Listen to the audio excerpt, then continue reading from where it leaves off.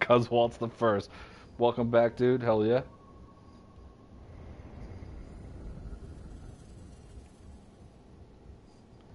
You actually got in here before the PlayStation recognized that you were on and added you to the viewer list.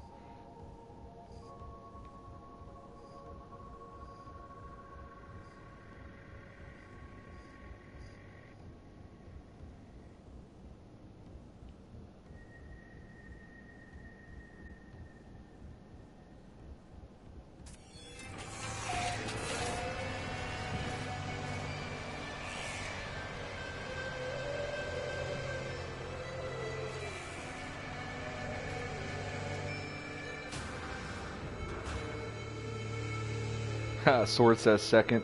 What's going on, Guppa Gupparoo? Welcome back.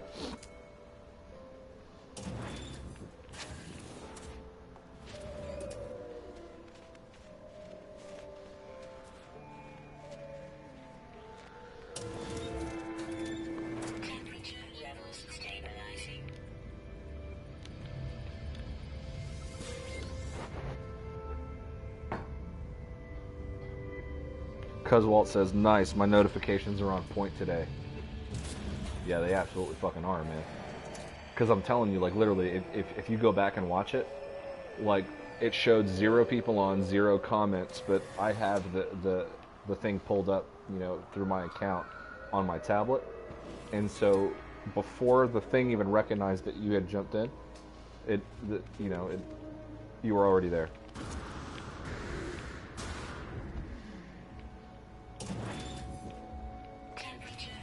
Alright, let's try this again. Hopefully it doesn't freeze. And yes, Bacon Pancakes, we are back. Watch it do it again. I will get so pissed.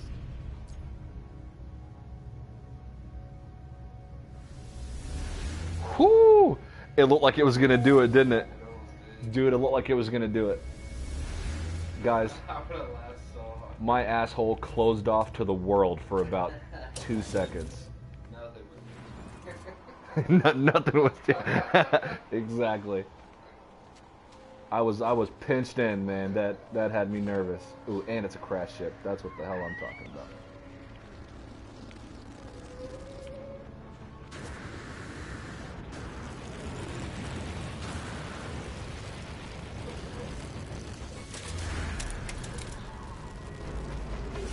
What happened with this last... Yeah. Well, see, what happened with the last update, bro, is they broke lush planets. So the tropical planets that you would think would have, like, all the trees and forest have, like, a few scattered. But then snowy planets have them everywhere. What's what? Oh, that? Oh, yeah, that's some sort of resource, probably. Some sort of metal. I don't need it. Not right now. Yeah, it's probably like emerald or aluminum. And neither one of those things I need at the moment. You want me to go check it out?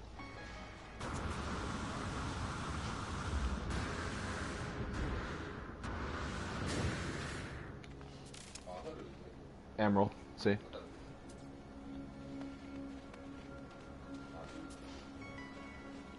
I mean, it could have been. You're right, I should have checked it anyway, but I'm loving the purple sky, man. Holy crap.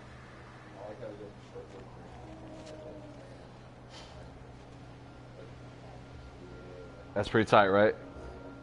I think that's a moon. If I go to it, you'll see a really cool view. I'm loving the nebula in the sky right here. Or Northern Lights or whatever that is.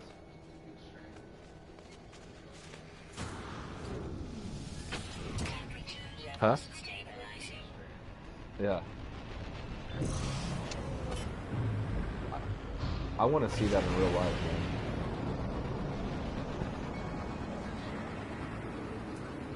Oh.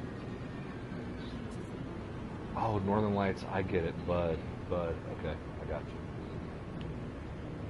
you. It is one of the classics.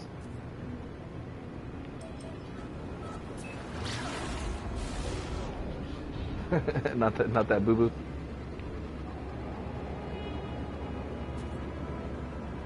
Wizard says, at least you didn't get the blue screen of death.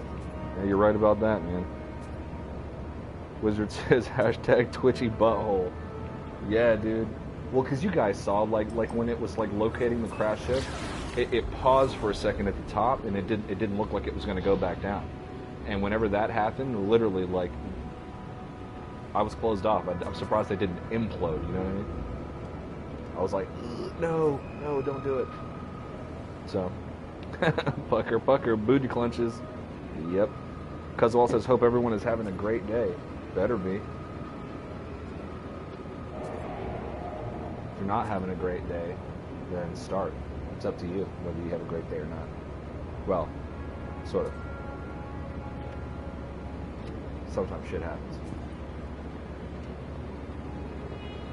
Waiting on a delivery to turn up. What kind of delivery? Amazon or like food? Don't tell me you're getting takeout, Wizard.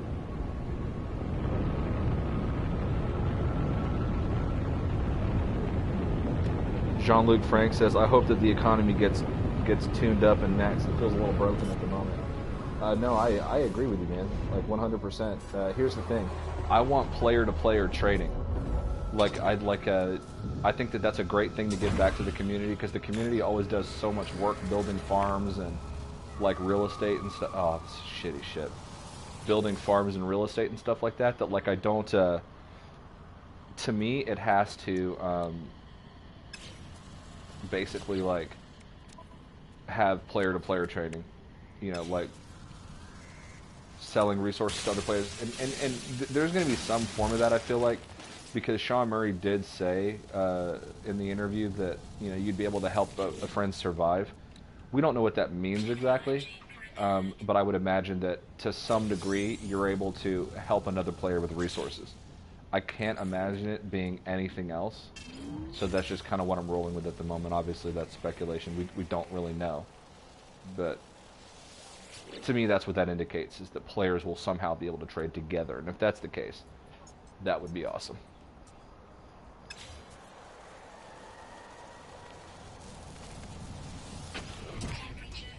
Well, wasn't the ship I was hoping for. Everything feels a little broken. Yeah, I mean, they have a direction now, right, guys? I mean, when the game came out, you couldn't do any of this stuff. And to be honest, for as much as people say that, features in the game were, like, lied about and stuff like that, I think that ultimately Sean Murray released a game that maybe was unfinished, but felt like what he wanted to release. Because he talked a lot about a game that was lonely, about where you're surviving, and that there's people out there, and that there's this sense of a shared universe, but you running into people would be very rare, because all of these points of light that you see in front of me are all places that you can visit. There was something really beautiful about that, and still is. I think that the game that we have now is a bit of a departure from what he originally intended, which is fine. But that's just what I think about that. I think that we have something very different than what we intended, and that's a good thing, because the game is evolving, and it's being based on a lot of player wants and needs. We're getting a lot of the things that we want to see in No Man's Sky, a way that we visioned that it would look and function and play. So yeah, I mean, I don't think there's a developer out there that listens to its player base as hard as No Man's Sky does, as hard as Hello Games does, and tries to create and implement the things that its community wants to see. And there's a lot to be said about this.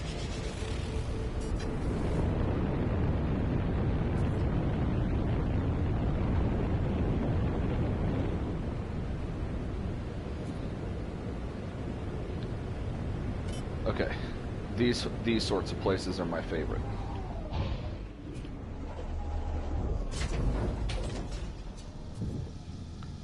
Zach, check this out. So I'm on a moon, and moons are my favorite,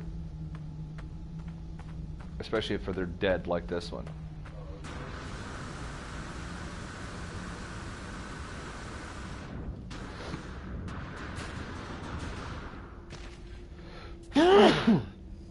That was probably really loud, guys, and I apologize. I have quite the sneeze.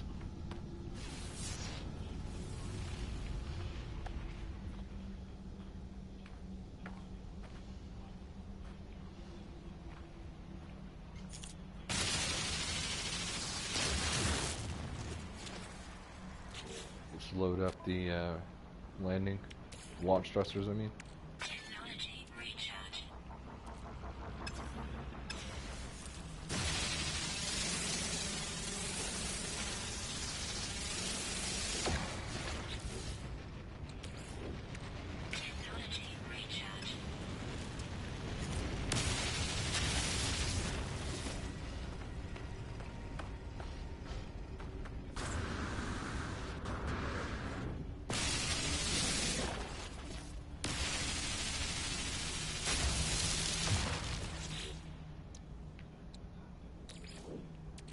Technology recharge. Technology recharge. Technology recharge. Technology recharge.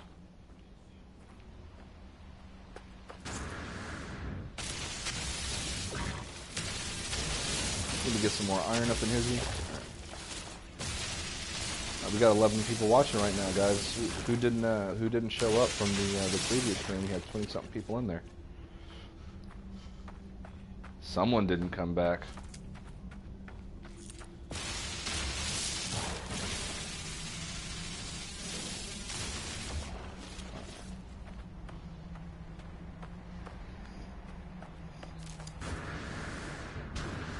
I don't like the idea of going to like a system, even if I'm just going there for the Atlas stations, and not at least visiting the planets that are there. So I always take an opportunity to at least land on them and get credit for discovering it.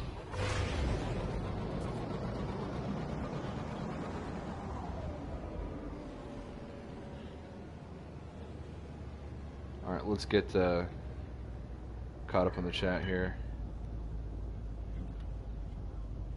Oh, pizza, nice.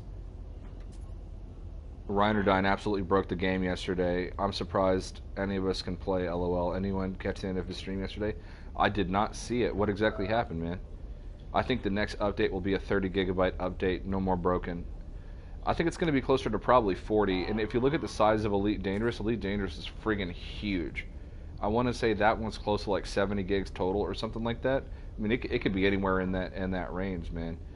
Funny Imp says a real cool feature would be for me to say, or for me to be in, say, Amino Hub and you in Consortium Hub, and if you find a ship or multi-tool out there, you can sell a copy to me without having to move out there. That would be awesome. Or you can put items in a terminus and pick them up at a space station or your base or whatever. That would be pretty cool, right? That's a great idea, actually. Wizard says, I hope they bring back all the features of it only turned off. Sand Iron Pillay says, just came back from How to Train Your Dragon 3 trailer, and all I can say is step aside, Thor. Alright. That's awesome. Sean fixed my server. Yep, I agree, Sword. There are some server problems. We got Tomcat in the chat. Welcome back, dude. Glad to see you here. Hey, Panda, great to see you live stream again. Yep, I was gone there for about 2 weeks, man. Didn't put anything up. Just got real busy in real life, and so yeah, man. I appreciate you coming back by, and yeah, I've been streaming a lot more lately, and I've got some more stuff coming, so hopefully. I'm gonna show a message from somebody here, and it was held for review, but I just want you to see what kind of person this is, and then I'm gonna kick them out of the chat, okay? But I think it's important for us as a people to see what kind of people are out there.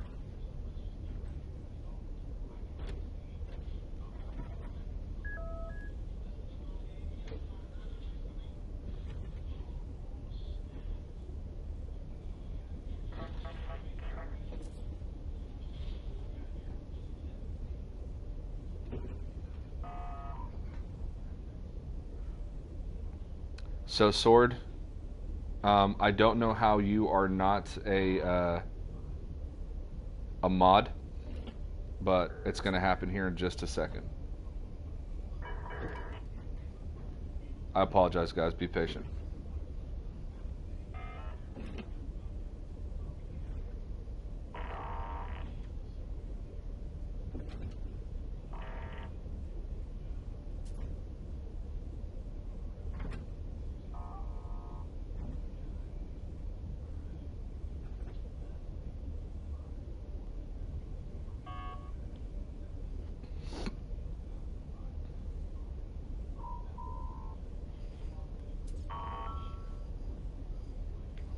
gonna log into my.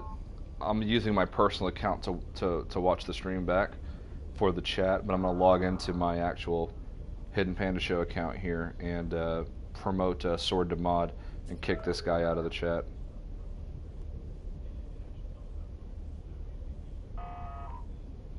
Ban him, whatever. I've never had to do that before, but.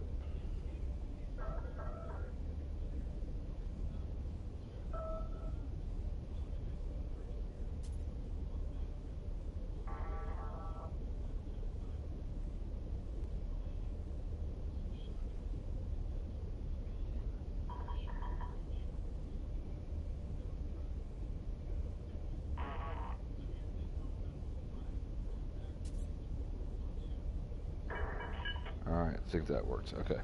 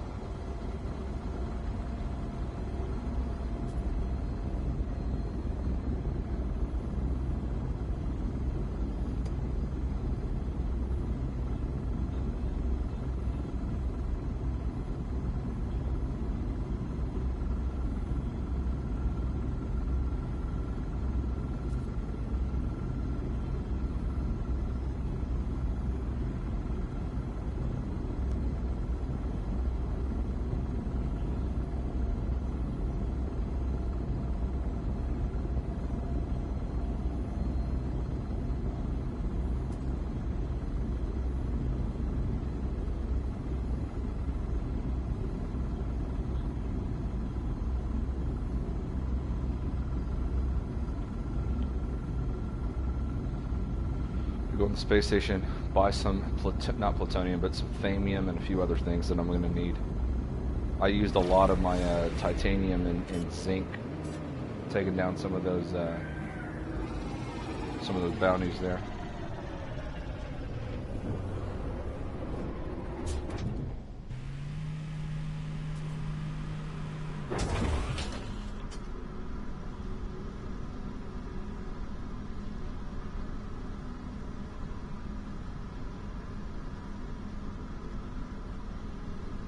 Alright, so while the guy's in there dropping the N-word, what I'm gonna say to you, bro, is you're an idiot. Okay? I'm half black, half white. My parents were together during a time where their relationship would have been unacceptable in America, and when it was illegal in South Africa for them to be together. I'm the product of multiracial ethnicity, okay? And I'm proud of that. Your words offend me. They offend millions of people. You're a small-minded, bigoted asshole. You have no reason to be here. You have no reason to exist in a society, in a world, okay, where there's lots of other people who don't look and sound like you. And so, I just want to say that, and you're banned.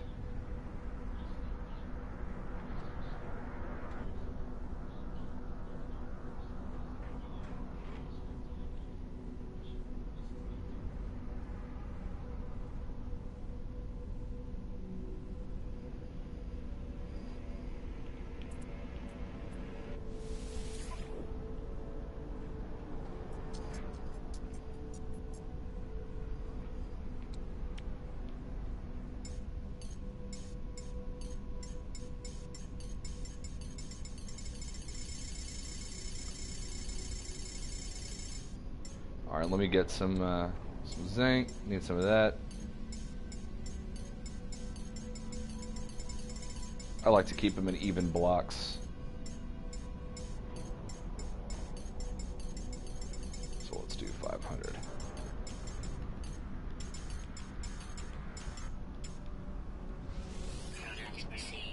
Cool, cool, cool. Please tell me you sell. You don't. That's okay. I'll go to my freighter and get some thamium 9. But I think I have enough warp cell to get to the next spot. So go ahead and do that. Oh, I love these sort of explorers. I think those are some of the coolest looking ones.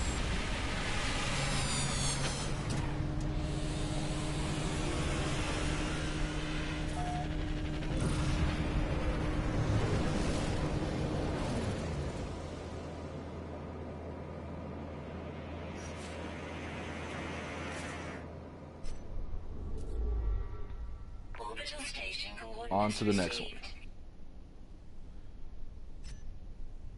Be glad I don't know you, bruh. I would not have any fucking teeth left. Or you would not have any teeth left. Yeah, I mean, at the end of the day, Sword, the reason why these people get away with this stuff online is because they're cowards in real life. They're small-minded, small people. That they can pick on you in anonymity because there's no consequences online. And that's why it doesn't really bother me, because I'm just over 6 foot tall and like well over 250 pounds. Just the reality is that person would not say that word to me in real life. They would get about 3 letters in and it would just be game over. So it doesn't really piss me off on that level, because I know at the end of the day, like, I don't talk crap to people online and pick on people because I don't have to. I'm a man at the end of the day, comfortable in my own skin with who I am. And I don't feel the need to anonymously pick on people. It's not my character or personality. It's some guy named Gator Productions. I didn't know how to ban him. I don't think I can from the tablet. I might have to do it online. Okay, good. But if I had the laptop out or something, I'd probably be able to do it. But yeah.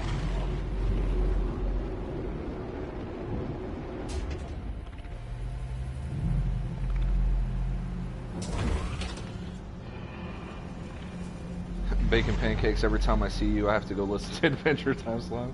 Oh yeah. Sand Iron Pillow says, "Hey Panda, I'm from South Africa. How's it, my dude?" Pretty good, man. How are you doing, man?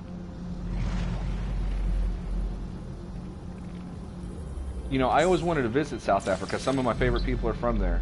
I don't know if you guys are like Charlize Theron fans out there, but I didn't know she was from South Africa until not that long ago. But she's a lovely human being.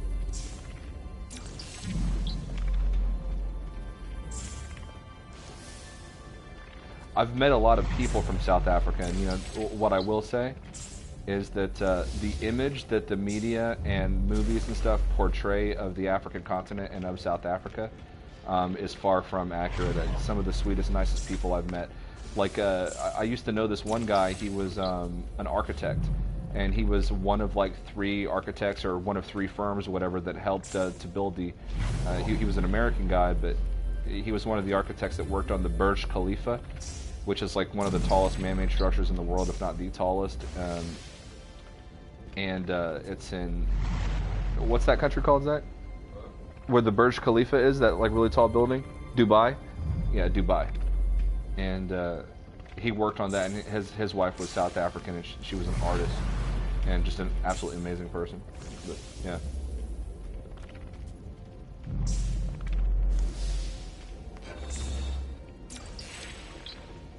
My dad's actually from England, and my mother's from the Cayman Islands,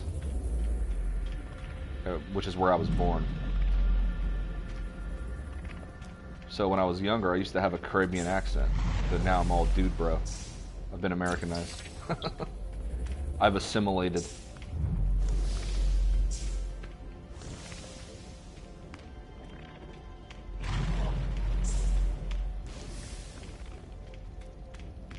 Nothing wrong with blending into the culture in which you live.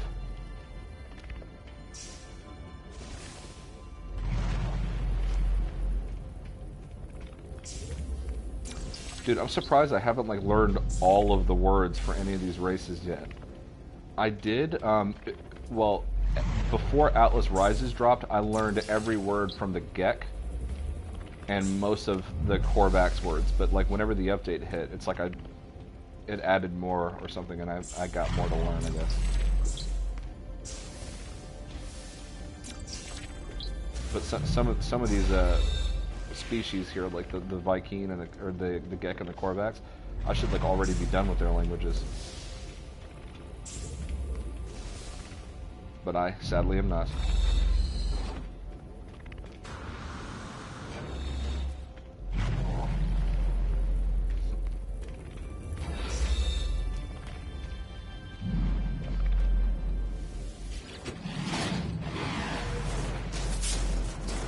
Panda, my respect for you just skyrocketed. You are the man. Thanks, Big and Pancakes. Well said, fellow. Well said. What's the mission, Panda? What you trying to achieve, bro? So what I'm doing is the Atlas missions.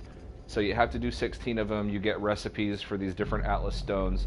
And then I think you combine them together and you get something called Remembrance. Because in certain space stations, I see this like computer terminal in front of these servers. And when you interact with it, it tells you you need to craft Remembrance. So I think that I have to do these to get Remembrance. I could be wrong. That's sort of the mission I'm trying to do right now in the game, is to get all these Atlas stations knocked out so that I can get Remembrance to interact with that console, because I don't really know what it does. I have a tendency to stay away from spoilers. Like, even if I have no intention of playing the storyline, I'd stay away from them if possible, because I may decide to do it later, you know? This is the case now with this update coming. I don't know how much it's going to change, so I just want to get the storyline out the way so I don't feel like I'm missing anything before the update drops. Sandiron says, why is my comment in italic? Not for me, it's not. It didn't, it's not in italics for me, so I'm not really sure why you're seeing it that way. So, really, question mark says, I'm not racist. I'm just trolling. You can troll all you want, man. The people here in the chat, they'll take care of it. And also, it's not really trolling if you're like, to me, if you're just having fun trolling, please don't use the N-word. That's like the lowest of the low. You feel me, bro? There's nothing more bottom than that. You know what I'm saying? So. Tomcat says, no need to explain yourself, Panda. You rock. Appreciate that, dude. Fuck yeah. Got Law of Evolution in the chat. What's going on, dude? Thanks for joining, Law of Evolution. Congratulations, by the way. I don't know if you saw my comment on Semtech's stream, I think it was, or Sword stream last night, but congratulations on hitting your subs landmark, bro. 1,000 subs, I think, right, is what you hit. So, everybody, hashtag Law of Evolution in the chat. Hit 1,000 subs. You deserve it. You earned it. And you've been a part of the community for a really long time, so happy for you, man. The final interface is revealed. The Atlas beckons. I am elated, terrified, broken. I have come so very far. It wishes for me to obey. If I am to hold the power of creation, it will be in chains.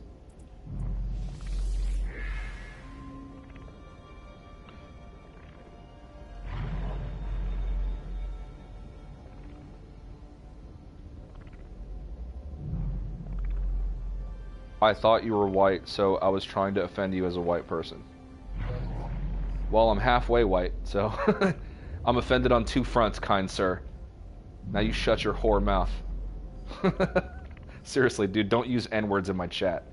I'm being as nice as I can be right now, okay?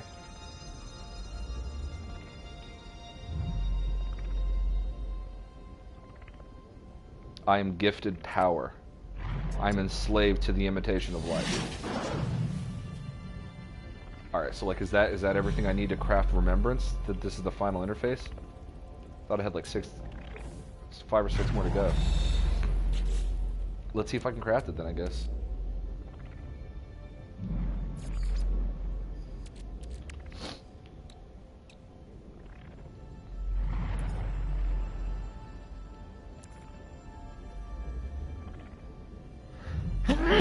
Sorry about that.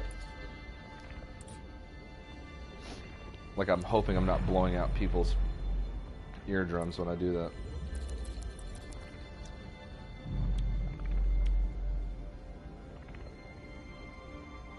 So which is the first one that I can craft?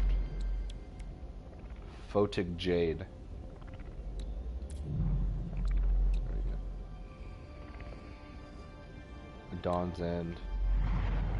Dark Matter.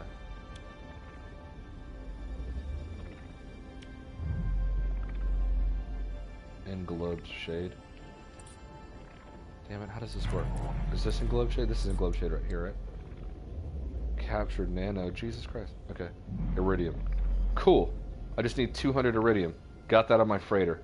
Done. Let's craft these up.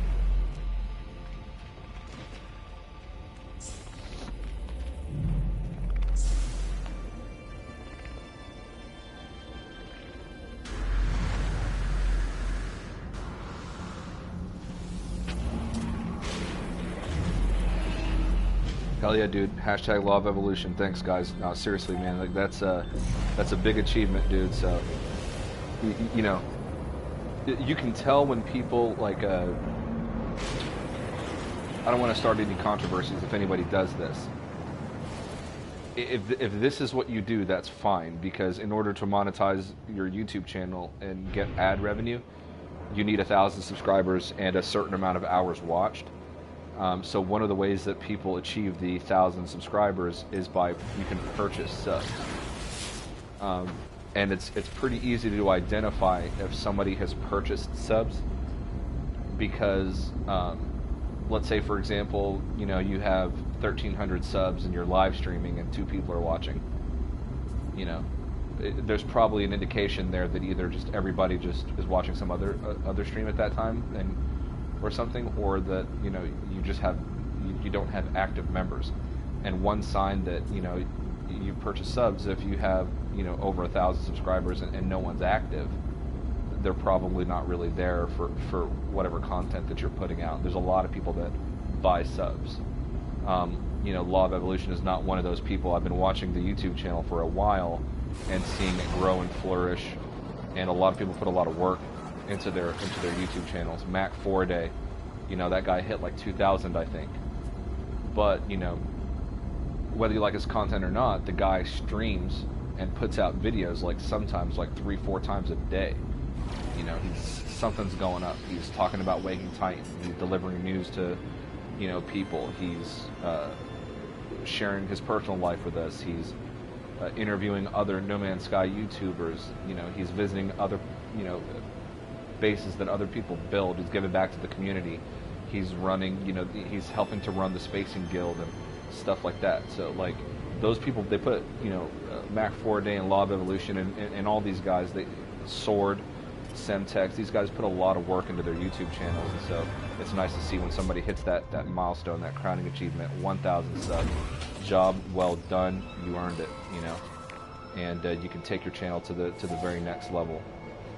YouTube has opened up some things for YouTubers when they hit 1,000 subscribers, and like I think it's like over 40,000 hours or something like that view time. So it's always good to see.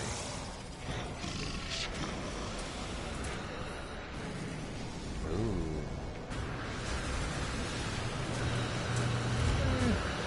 Now that I got closer, I'm not so sure. This is cool. Oops.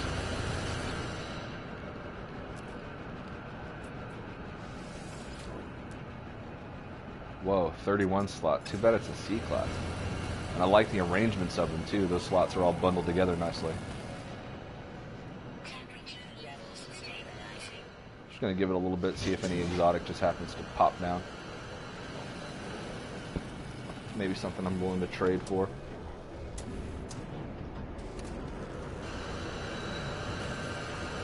Remus says, "Why buy subs?" I kind of just went over it. You know, you can't make, if you're trying to make money on YouTube and you want to do it full time. Like if you're somebody like Cobra, and you're wanting to do it full time and it's something you're really passionate about. Some people take a shortcut and they buy subs because YouTube won't let advertisers see your channel, and you won't earn advertiser revenue unless you have 1,000 subscribers and a certain amount of hours of watch time. And one of the ways that people shortcut the system is that you can actually purchase just fake accounts essentially. So companies will create fake accounts, go and subscribe to your channel or whatever, and fluff up your subscriber numbers.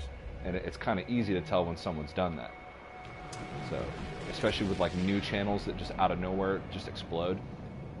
So, I mean, with the No Man's Sky community, we all kind of support each other. So it's not that unusual to see a new channel pop up and get subscribers really quickly, like Semtex. Well, Semtex isn't a new channel per se, but like Sword, for example. Sword hit over 100 subs. He's been streaming for like a month, maybe less, you know. And that's just because, you know, as a community we all support each other. But, you know, it's not like if Sword started his channel 3 days ago and next week he's got, you know, over 1,000 subscribers and doesn't have a viral video. Like, let's say he doesn't have a video that's made over 1,000 views, but all of a sudden he has more than 1,000 subscribers. That would, you know, seem a little sketchy.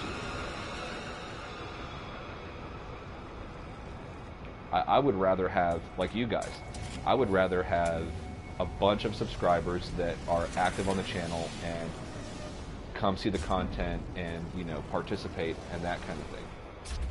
So, like, for example, I'm very proud of what we've been able to build here on the Hidden Panda Show. When I logged into stream, I think we had 647, 648 subscribers. We're now at over 650 something. That means that a few of you have come in and newly joined. So I want to say thank you for whoever those people are. Thank you for subbing. I do pay attention to that, but we have grown this particular community slow over time and really gotten to know almost all of you. And so I'm really proud of that. For me, I don't care about hitting 1,000 subs or anything like that. And, you know, I spend a lot of time playing No Man's Sky by myself, not knowing that, because you hear a lot about the controversy and what happened with the launch and stuff, and it's easy to think that no one plays the game, which, you know, obviously is not the case. But it's easy to think that. So I spent a lot of time playing by myself, not really knowing there was other people out there. And once I discovered that there was a nice, rich community of people who were willing to welcome you, I wanted to get really involved and, you know, sort of give some of my time back. And that's what we did. The very first No Man's Sky video I actually watched was by Just Jared, who the content, you know, just the way that he narrates and creates videos, I love that. Hi guys, it's Just Jared, but you can just call me Jared. Like, best intro, I think, in No Man's Sky, as far as YouTubers go. And you got, then the very next person I saw was Boondock in his Hub Life series. And then I discovered Cobra TV. Once I discovered Cobra TV, that's how I met Hidden Jew. And then we decided to start the Hidden Panda Show channel, and I found out everybody else sort of, you know, because of Cobra TV. So that's sort of the path. It's Just Jared, Boondock, Cobra TV. Then I saw everybody that was in Cobra TV and calling into the subcast. Thought that was the coolest idea ever. Went to their channel, started subbing. So then I was just like, I was sold at that point.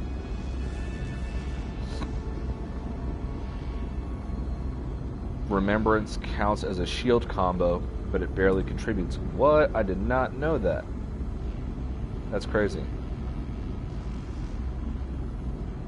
Funny Imp says, after you finish the Artemis quest, you'll get the recipe for Remembrance. Oh, okay.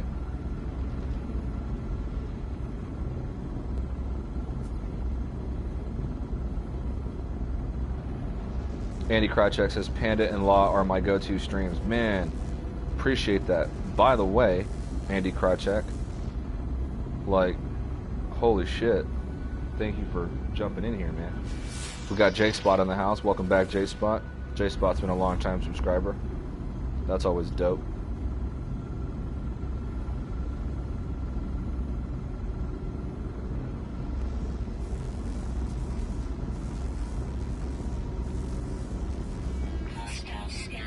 Tenorder Prime. That is probably one of the most pronounceable procedurally generated names I've seen yet. Some of them are just like, you need 3 tongues to say that. Oh, I'm making a mistake here, guys. I'm about to get whacked. Watch them be like 5 of them. Lucked out. Ooh.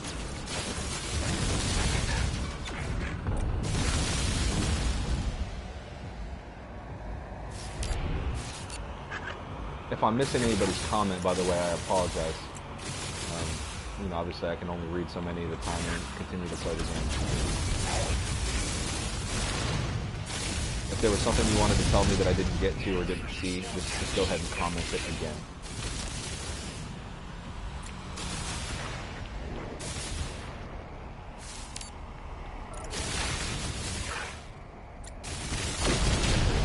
Oh, that fight was almost too easy.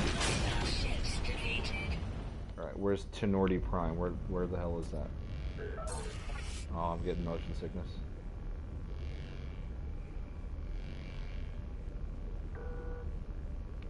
Is that it?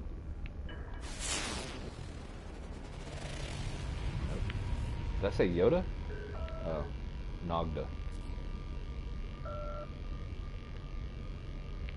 There we go.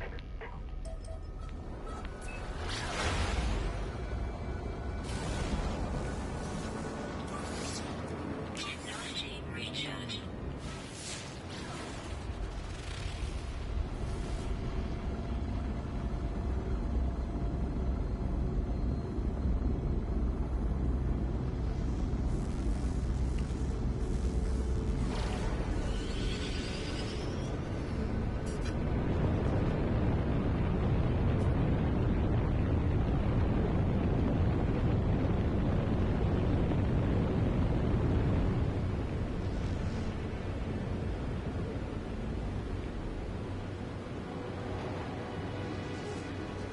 I'm usually here just lurking. That's what's up, dude. I do that sometimes. Like if I'm, you know, like well, when I was working, if I was working or driving, because I used to drive a lot for my last job. I averaged about 1,000 miles a month or so, and I was always on the road. So when I was in the car, I would have the Bluetooth connected, and I would have someone stream going, and I'd be listening in. But you know, obviously, I don't text and drive, so I would just have it going, and I'd be lurking. And then when I'd get to a red light or some, you know, I'd check in or whatever. But I've watched a lot of streams where I didn't even let them know I was there.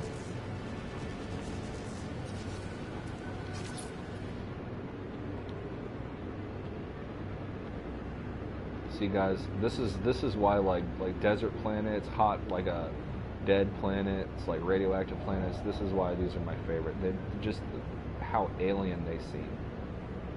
I love that about this. I try not to take too many screenshots when I'm streaming, but fuck it.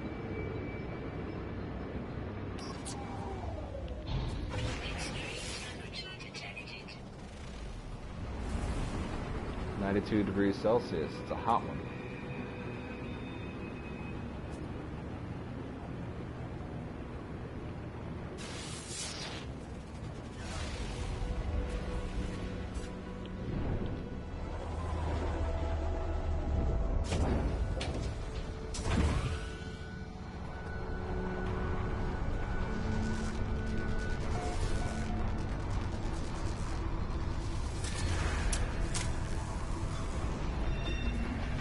The Atlas Path, not the Artemis Quest.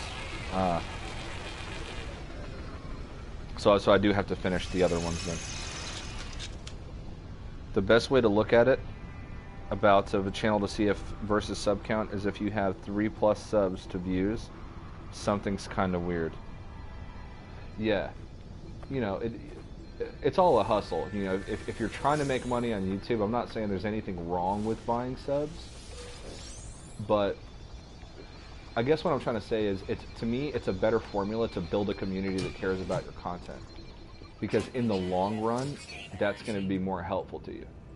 Because once you get things like Super Chat, where people can donate directly to you through Super Chat, you set up Patreon, things like that. So the idea isn't to get the most subs possible. I mean, yeah, get to 1,000, because that's how you monetize. But you want to build a community of people that are invested in you and that really care about the content that you're doing and want to see more and better content from you. That is much better than just getting subs and buying subs. But there are people out there who just, unfortunately, they buy subs.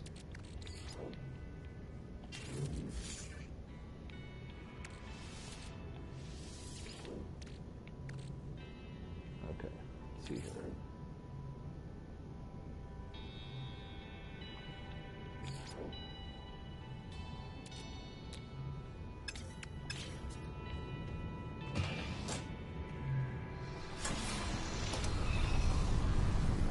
I do need to buy more Thamium for my freighter though, because I think I need a warp zone. Yeah.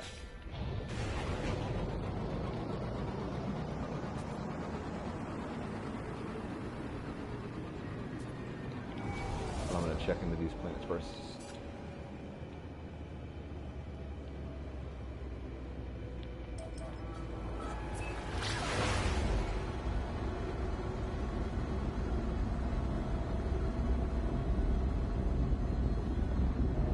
Jean-Luc Frank says, I think Just Jared said that he might try Mixer. Mixer's a good one, especially, you know, with the game coming out on Xbox. You know, that's, I mean, think about Bicycle Walrus. Bicycle Walrus, he went to Mixer, you know, and I think personally it's going to be a better move for him. And when the game drops on Xbox, he's going to be in the right place at the right time. It's going to be a perfect storm because he's pretty well known on the YouTube front, and he's already on Mixer gaining, you know, viewers and stuff like that. So when he starts covering No Man's Sky on Mixer, that's going to be you know, the total. If he does Twitch too, I don't know if Bicycle Walrus does Twitch, but you know, there's nothing wrong with having the trifecta. You know, hit YouTube. I have a Twitch account. I just haven't streamed to it. But if you can do YouTube, Twitch, and Mixer, you know, you can do some really good branding as a channel. Sword's got to bounce. Take care, Sword. Thanks for stopping by, and see you. Probably already left a while back. That's okay. Panda also streams at a more reasonable time than law for us UKers. Well, I didn't for a long time. It's just that, you know, as of recently, I'm not terribly busy in the early day, so I can stream. And because it's, you know, the Hidden Panda show is two different people. When HiddenJewAgenda used to work overnights, he would stream in the early part of the day, and I would stream in the evenings. But now he's recently gone to day shift, and so we're both on day shift, which is awesome because once things settle down for him a bit, we'll be able to stream together more often, and I'd like to stream with him, with both of us on.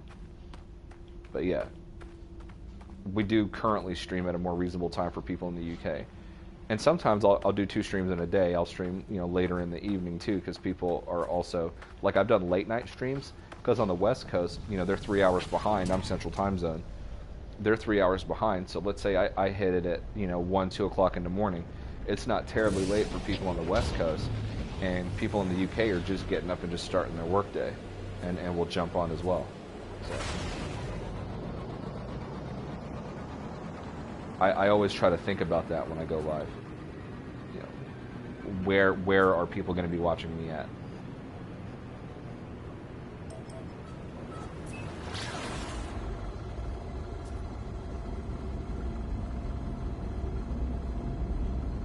Hey, what's going on, Noah? Welcome back.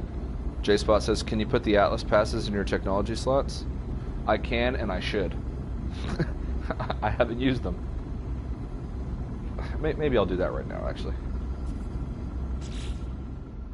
There's a lot of stuff I need to put in the technology slot. So I've thought about putting all my environment protection that I currently have.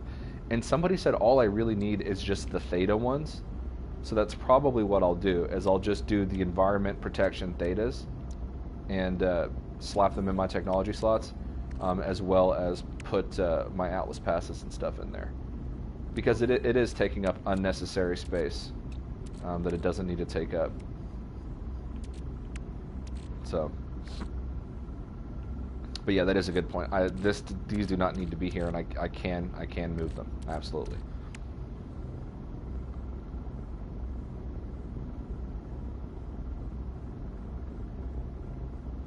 Semtech says, I couldn't agree more, Panda. Why have subs that never view your content? Self-defeating.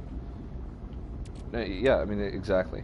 Like I said, me personally, I would much rather build a slow, loyal community that is genuinely, you know, supportive of what I'm doing, than just to focus on the numbers.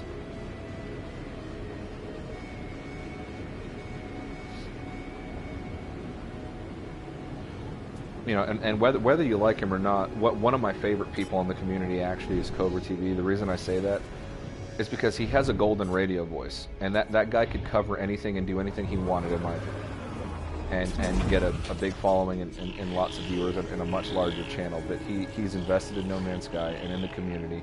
He always finds a way to give back. He always allows you to promote your channel and projects you're working on.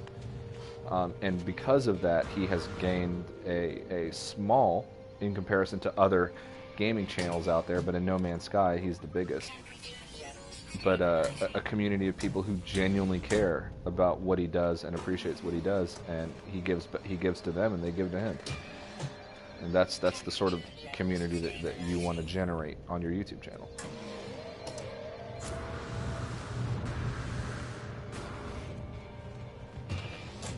No Man's Sky has, in actuality, the controversy itself is what shaped this community. Because of the controversy, you know, we are the perfect example of what a gaming community should be, and I hope that we set the tone and set the mold for you know, communities to come when new games come out. That, you know, people that are truly supportive of what's going on. So, how sad is it that I've seen these formulas so many times that I already knew what the answer to that one was. I didn't even really have to like look at it all that long. All right, where'd I park?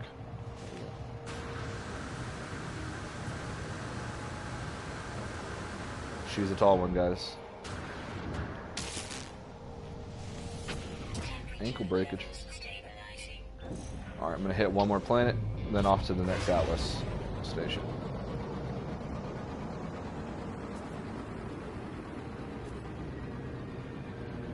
There's one I didn't go to. I think it's that one over there.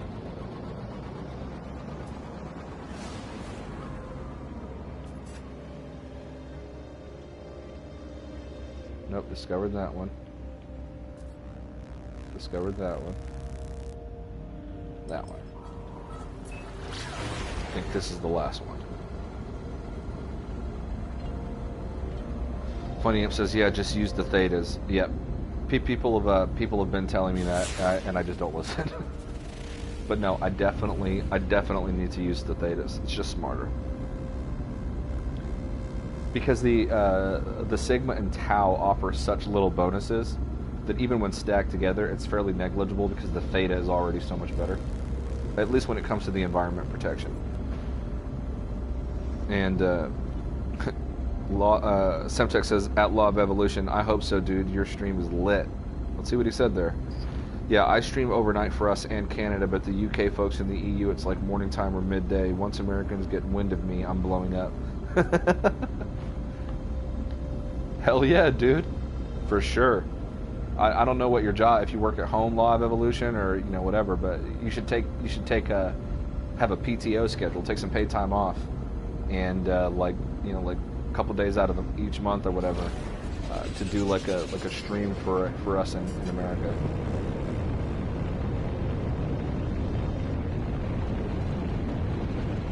I love how this is I've never seen this before, by the way, guys.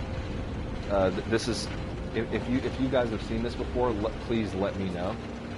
But I have never seen a fungal planet with extensive oceans. Please comment. Let me know. Like, have you guys seen this before? I can't say I've seen this.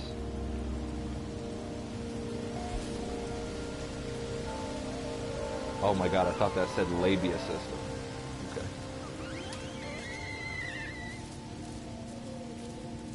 Oh, we got a humpback.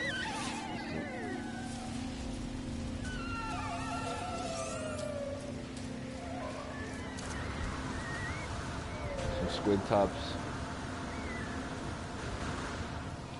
I mean, guys. This planet.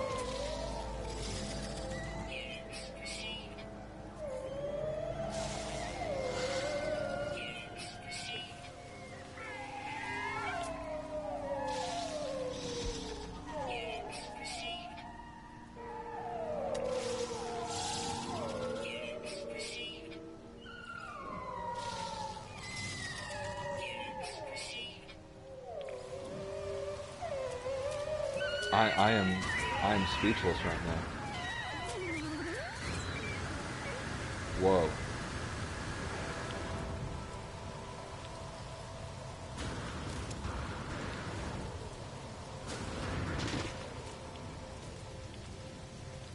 I mean, seriously. Cuz Walt says some Discord communities have a variety of streamers' interactions, not always come from streams in Discord chat rooms. Hell yeah. You could pick up a sub from that. Yep. Oh my gosh, Grammy's in the chat. What's going on, Grammy? Glad to see you around. By the way, guys, normally I have a party chat set up, but I wasn't sure because I don't think I've streamed this early in the day, like in the morning. So I wasn't sure how many people would come in and watch. So I didn't open up a party chat for anybody that wanted to join. So if anybody wants that to happen, just let me know. Grammy says I've seen a few, mostly ocean planets. But have you seen toxic planets that were mostly ocean? I don't think I've seen that personally. I'm still kind of tripping out. Normally when I see toxic planets, they might have the occasional body of water like radioactive planets, but this has vast island networks and like almost continents that are surrounded by ocean, but it's toxic. Huh.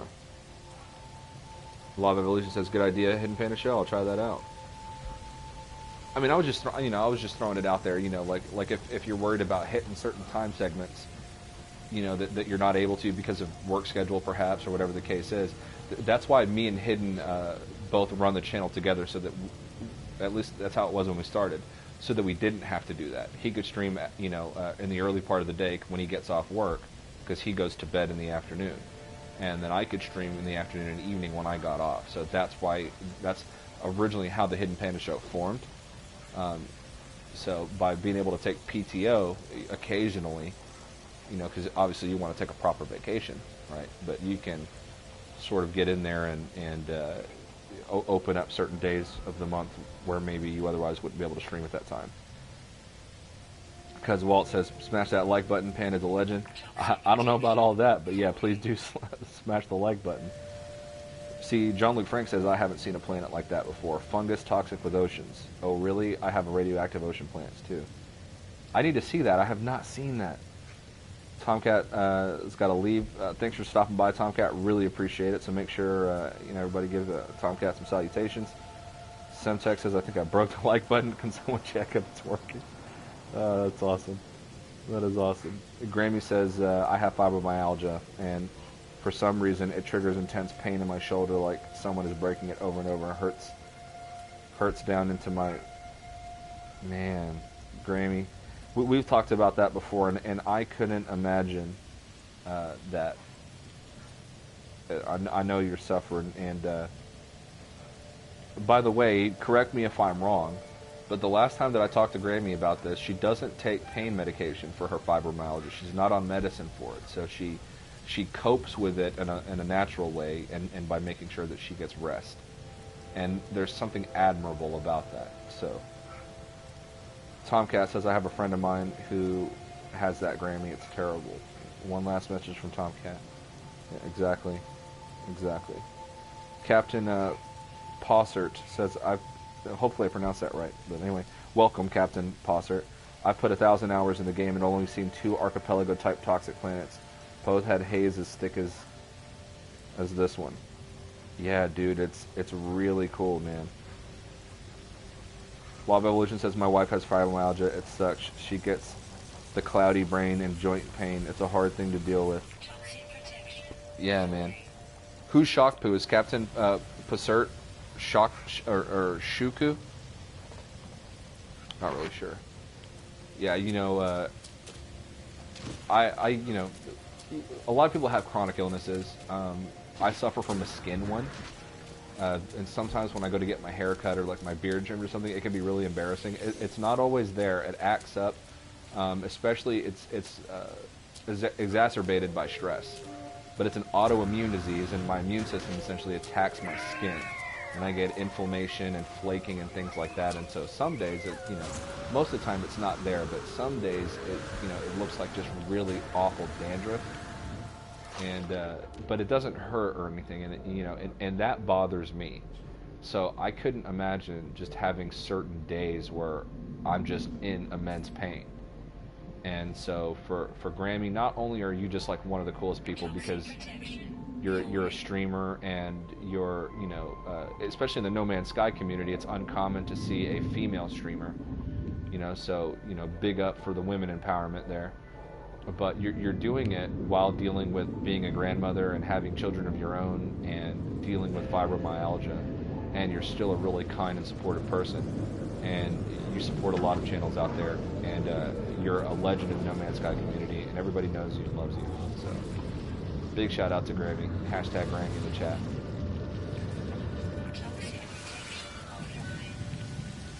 Let me throw some zinc on this here.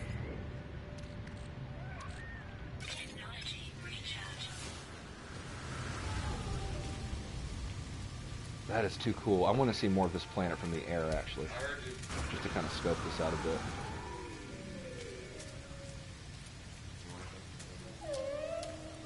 Oh, it's Fast Day, bro.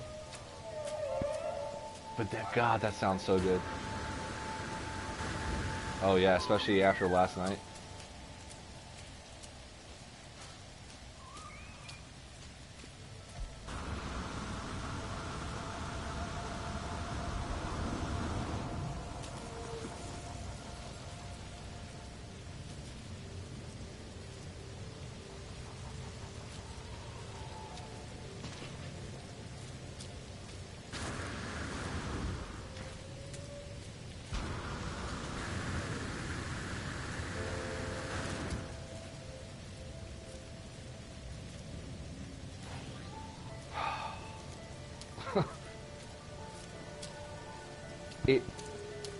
It is mind-boggling to me.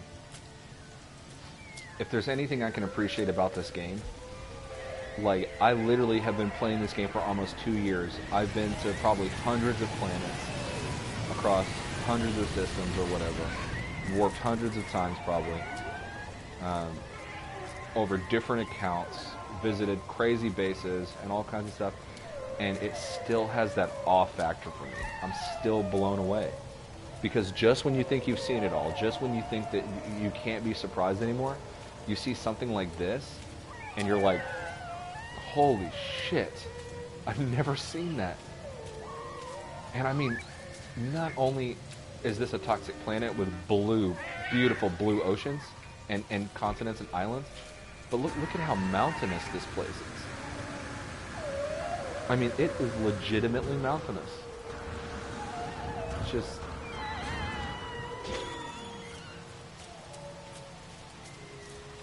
I almost want to move here. Toxic protection. Stabilizing.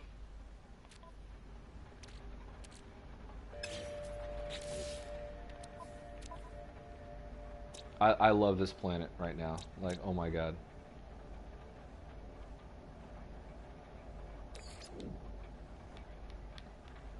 And to commemorate Law of Evolution,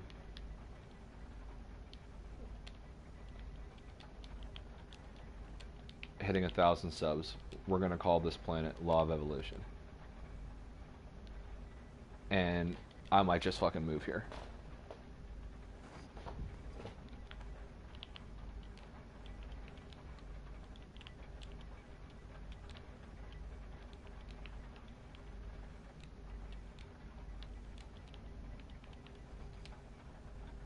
Units received. I know it's outside of the hub that I reside in right now, but I do not care. This planet is just too goddamn cool.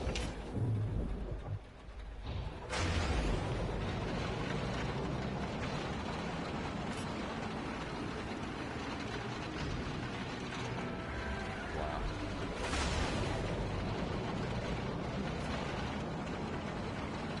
I'll get caught up on the chat in a second, guys. I just am enjoying the view currently. Jesus.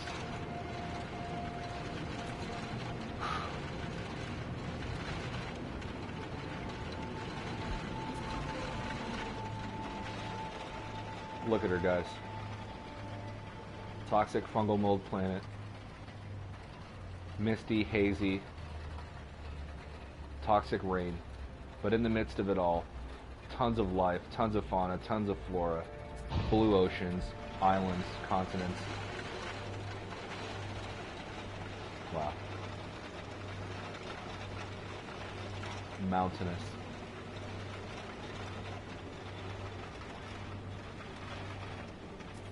Oh, that got me. Now I'm ready to move on. After I buy some Thamium, of course. Need that to make my hyperdrive. Or warp cells again.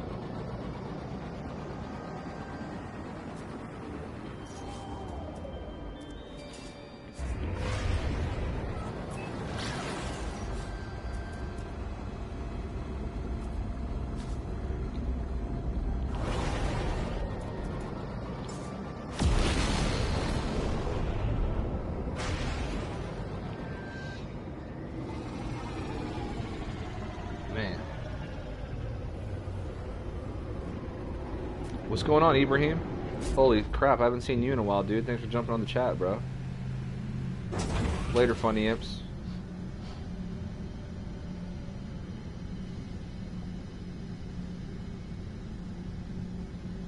Yeah, no problem, Lob Evolution, man. I just, I'm so happy you hit 1,000 subs, and then on top of that, man, just seeing that planet, I'm just excited on so many levels, man. I couldn't think of a better way than to just name that planet Lob Evolution.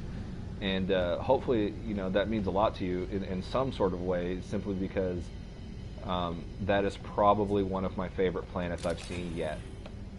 I have a very particular sort of planet that I like. Normally, it's dead planets or radioactive planets that are really bright and colorful and have crazy land formations. But there was just something about that planet it just really spoke to me. I love that planet. So.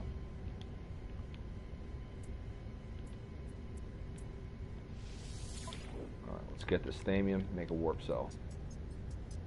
And of course there wouldn't be enough Thamium.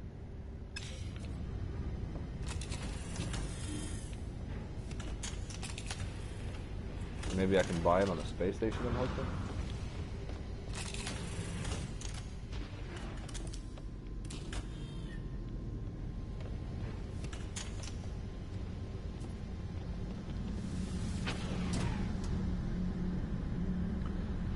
Take a vacation here, Panda. Exactly, Andy. Exactly. Andy, you're going to think this is really weird, bud, but, wow, I just got dejected. You remember how I visited your planet on the day that Atlas, or the day before Atlas Rises dropped, and checked into your base, and then when Atlas Rises hit, basically it changed everything, and it confused our bases, and every time I went to the terminus to return home, it took me to your base, and it was this whole debacle. Well, I ended up moving to Todorki, and like permanently, like built a base there. Was really happy with the planet. Was there for a long time. Well, I keep that destination in my terminus, like list of destinations on my terminus that I can visit, because I love that planet so much, and people left me comm balls there and came to visit and stuff like that, and I have like this connection with it. And every now and again, it's probably weird, but I go through the terminus and I just go and I like check it out. And I still go there and like look at it to this day, even though I've like since moved quite far away. But it just kind of has a special place in my heart, because I literally, I did the whole galactic hub journey, warp cell to warp cell to warp cell, system to system to system, just like everybody before me. And finally made it just the day before Atlas Rises dropped. So if anybody like remembers, if you're looking at the Pilgrim Star Path map, the galactic hub, the old hub system, or the old hub tree, was in the left quadrant of the maps. The map's separated into 4 pieces, and it's in the left, the bottom left part of the map. Pilgrim Star Path, or the duodenum, or whatever that planet, however you pronounce it. That planet was on the top, the Pilgrim Star, and then the galactic hub was down towards the bottom left quadrant. Well, I was in the far right corner of the right quadrant, like literally, like probably as far in the corner as you can get on the Pilgrim Star Path map, and I traveled from there, clear in a straight line, clear across to the galactic hub. And I didn't actually get my warp drive theta until after Atlas Rises. So I did it by having to, I wasn't able to warp as far and cut through a lot of the systems that you could normally do. So it took a very long time.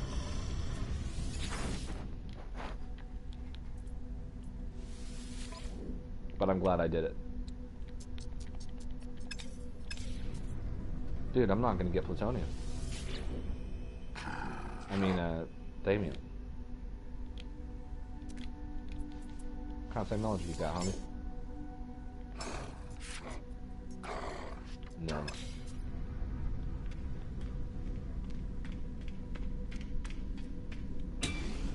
Maybe I can buy them from somebody that comes to the space station.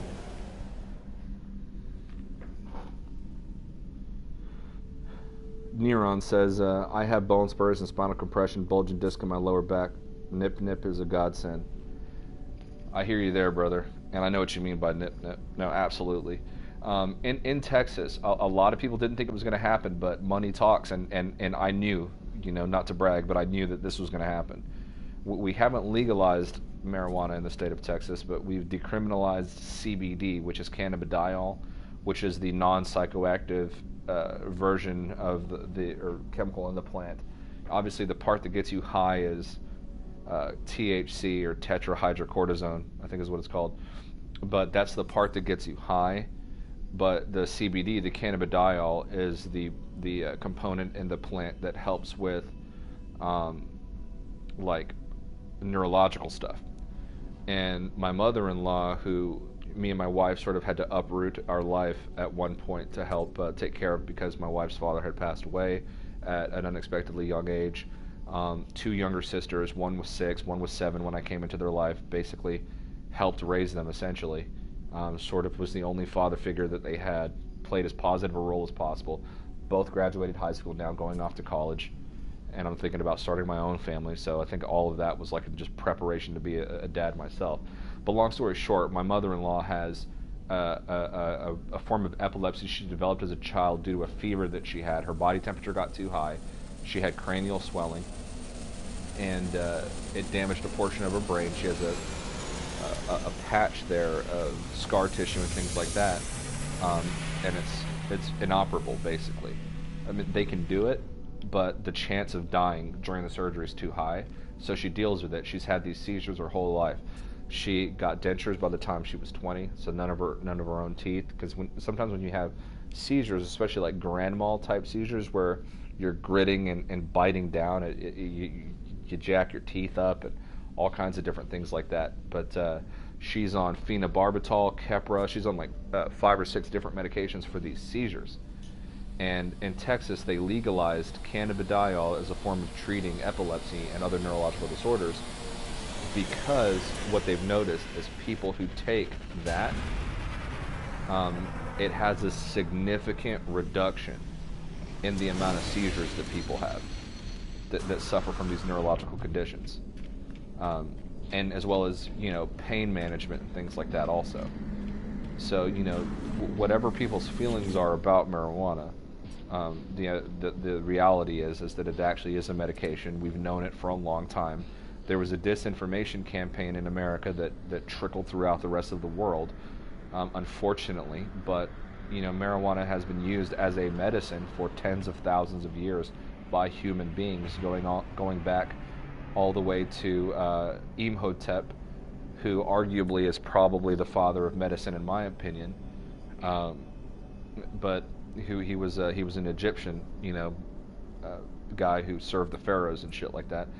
But going way back, marijuana has been a medication for a lot of people, and you know, that's not the case anymore. Well, it's starting to become the case again.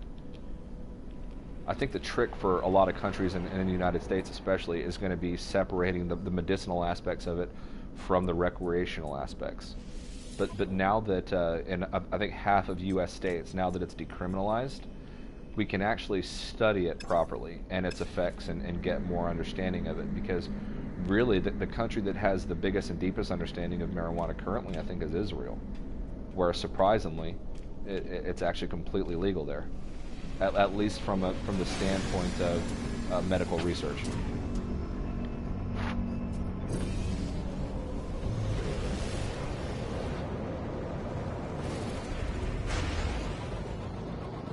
I need Thamium. God damn it.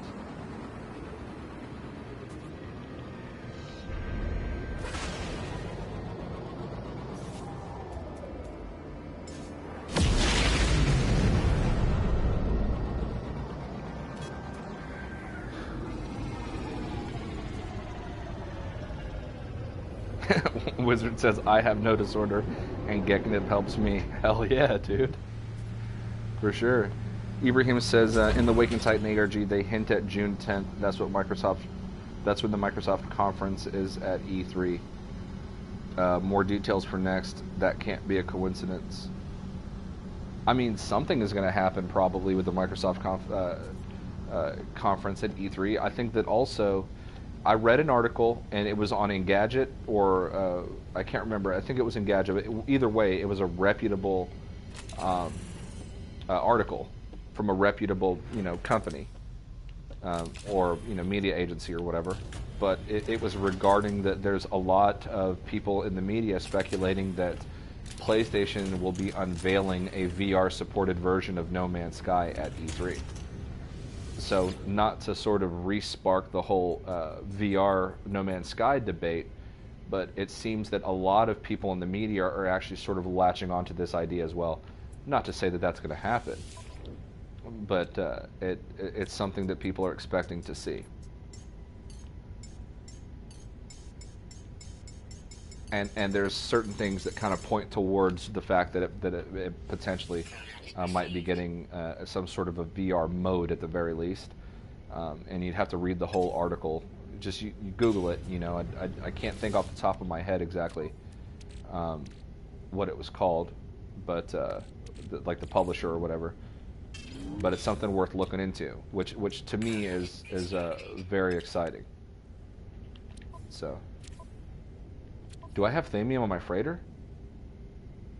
I sure the hell did, I guess. Wow. Okay. Because 40 shouldn't have been enough to make that warp cell.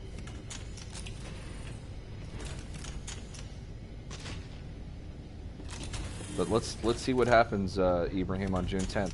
I mean, Sean Murray did say in the Xbox interview that he announced officially that the game next will be releasing for all versions, all console, PC, Xbox at the same time, July 24th. So as to what we'll see at E3 and stuff like that, that's left to be determined. But I'm hoping we get something, a trailer, some sort of maybe 505 will have a booth, people can play it and talk about it or something, perhaps. I don't know. But I really want to see something.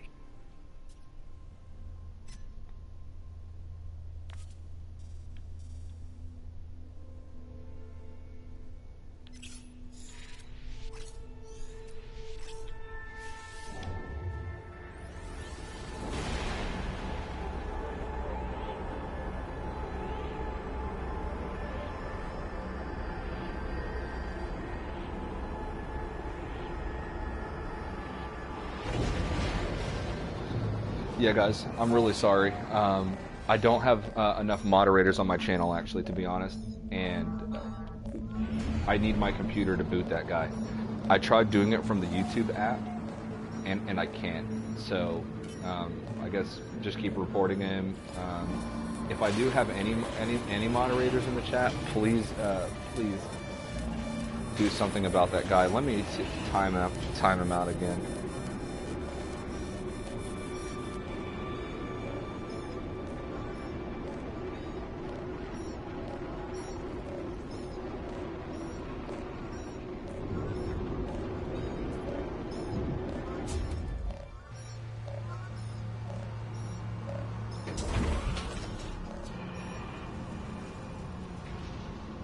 Just to, cause I don't even know how you're not a moderator now. I don't know what the fuck I'm thinking.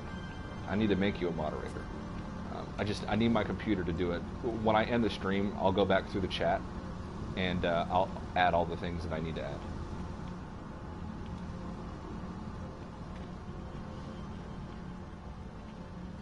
What's going on here? Why? What? This is weird.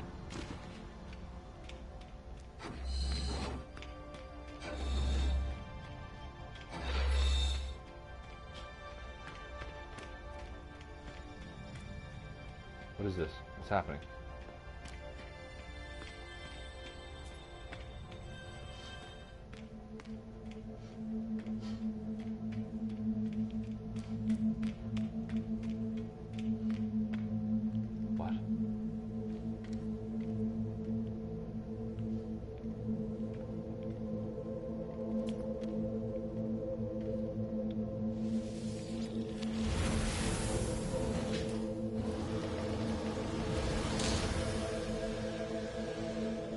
going on? What is this doing?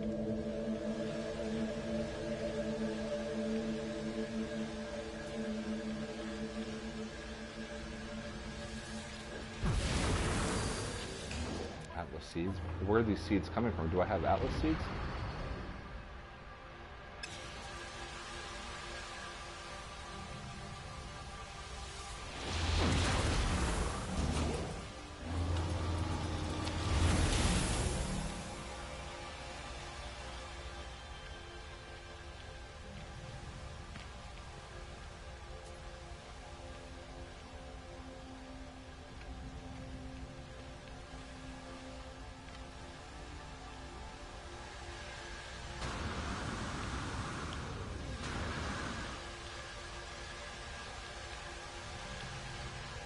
What is this?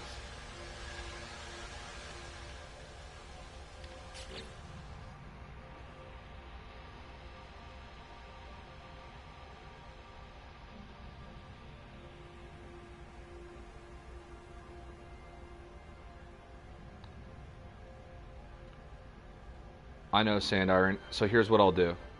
Oh my god, we got MZK in the chat. What's going on, MZK?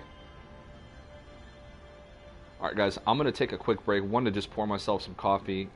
Two, I'm going to grab the laptop. I'm going to log in. And I'm going to promote some moderators here. And we'll keep this fucker out the goddamn chat. So, give me just a second here. Mike Snowcell with the whole where thing, it's almost spelling out as No Man's Sky VR. Where the hell are you right now? Dude, I don't fucking know, dude. I was doing these like Atlas missions, and then like I don't know what this is. If anybody knows what this is, like fucking let me know. But just give me a few short minutes here, and I'm gonna grab some coffee, and I'm also gonna grab my laptop, and we'll take care of this shit. So one sec, guys. Thanks.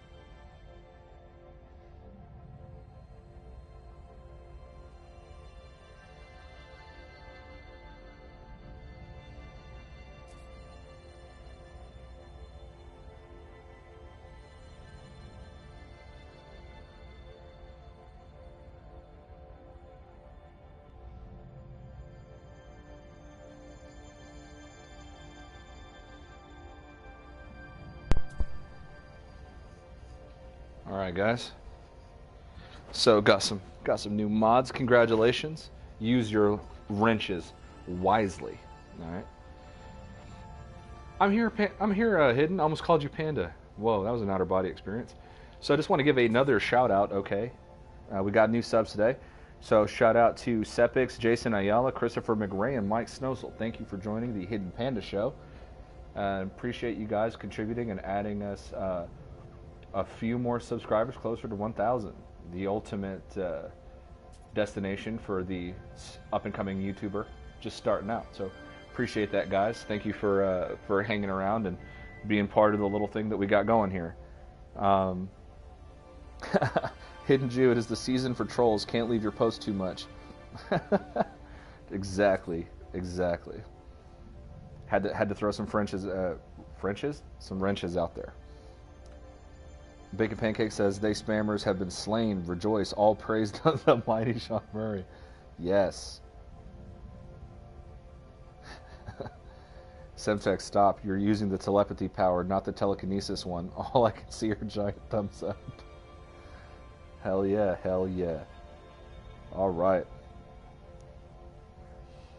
Sword, it's because your last comment was so far back that I didn't get a chance to add it. Unfortunately, like basically, like I couldn't find it. Now that you've commented, I can add it real quick. So let's go ahead and get that done, because Sword should be a moderator on everyone's channel.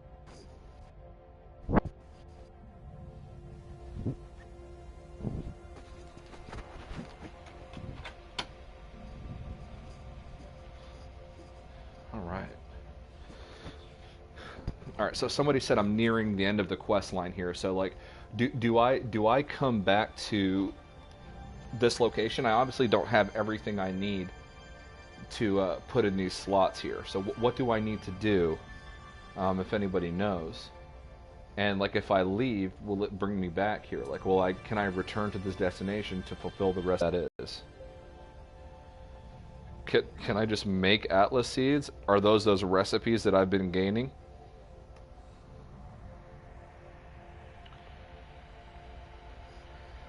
I apologize, guys. I'm logging right back in real quick to make a sort of mod.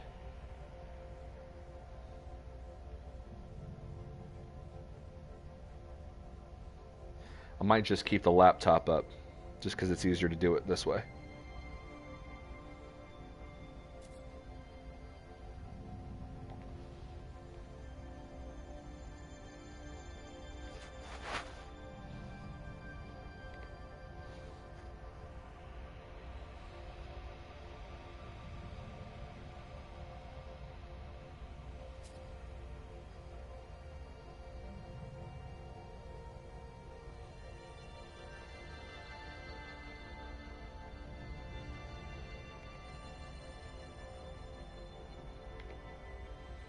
And there we have it. The day is complete. Sword has the mighty blue wrench.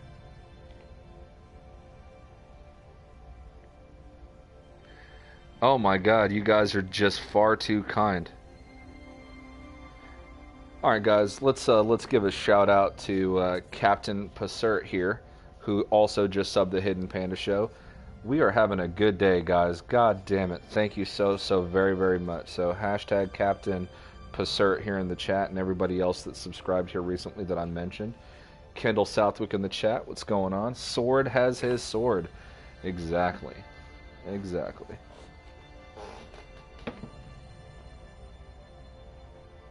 Alright.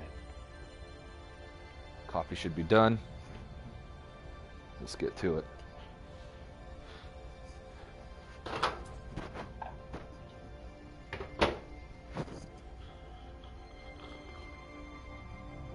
Oh yeah.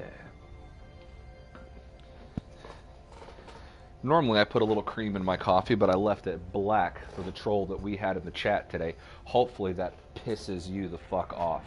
Now, let's continue on with our journey.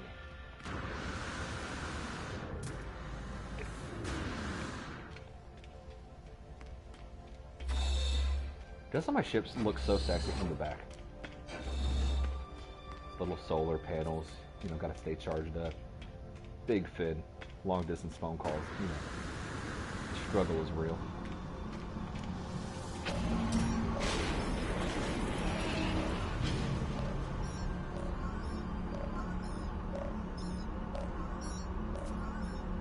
I'm gonna go make coffee too, bro. Yeah, dude, got to.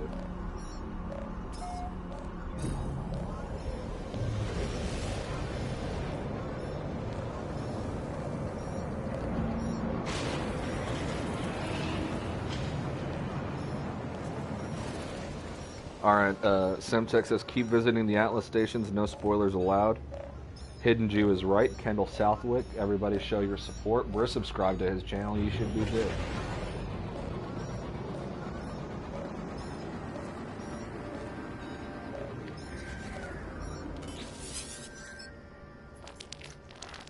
Alright. You are not alone. You can't go to the center. You can't do this to us. You can't leave us. What do you mean? The center of each galaxy. It's the Atlas. It's all else just interfaces. All else a shadow of the time. You don't deserve it. You'll wipe us all to save.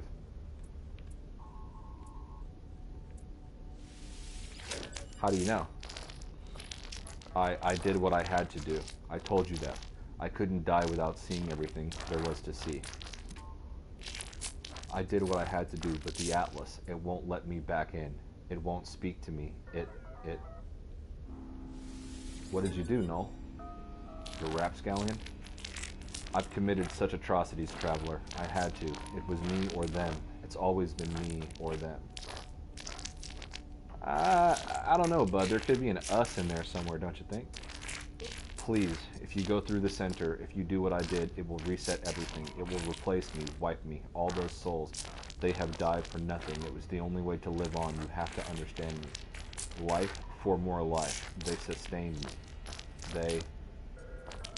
It can't all have been for nothing. I was going to see it all. Yeah, I don't know, man. I've been pretty happy in the Euclid for the last 2 years, dude. I think you're, you know, exposed to too much solar radiation, I feel like. I tell Null that they are despicable. As Null cries, as they try to justify their crimes, I end the communication. There is nothing left but the path towards the center. Oh, shit! Okay. Alrighty. I always like these ones with, like, the Starship Enterprise attached to the front. Pretty sick. Pretty sick stuff.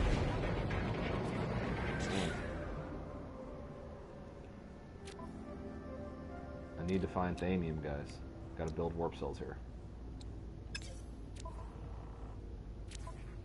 There is, like, nothing more annoying to me than making warp cells. Especially when you go to places where you can't just buy the Thamium in the space station. I think this is going to be another one where I just can't buy them.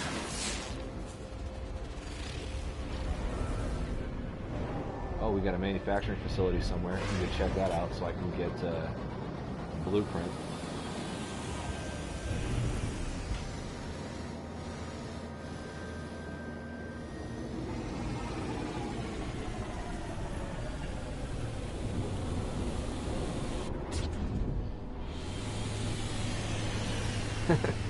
Simtex says, if you like pandas or hiding, or both, you should hit the like button and seriously consider subscribing. I highly recommend that we all listen to Semtex. Not like I have a vested interest in his words or anything. Ah, thought that ship was going to be cooler.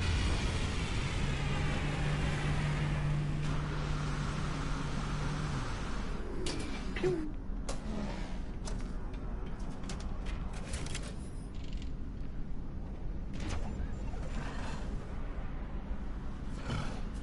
What you working on, bud?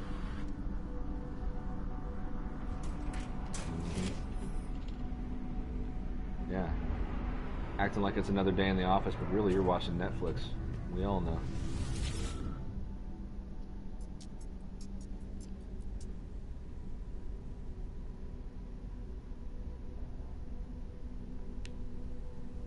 Yeah, Wizard, why aren't you subscribed?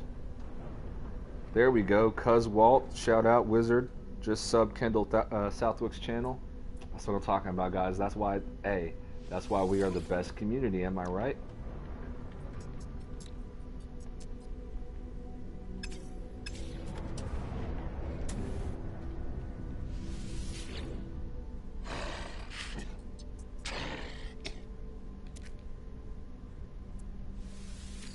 Do you at least got some good tech for me? No, you don't.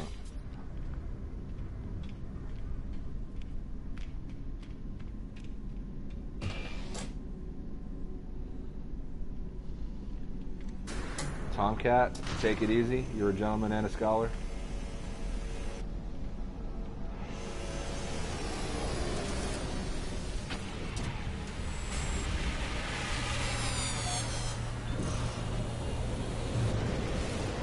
Wizard said, later Tomcat, thanks for stopping by, but he spelled buy like B-U-Y, like to purchase. Got a little bit of some neuro-linguistics programming going on there. Now you guys are going to jump off the stream and make purchases on Amazon. And you're probably going to buy from his affiliate link. I see the game you're playing, Wizard, you rat bastard.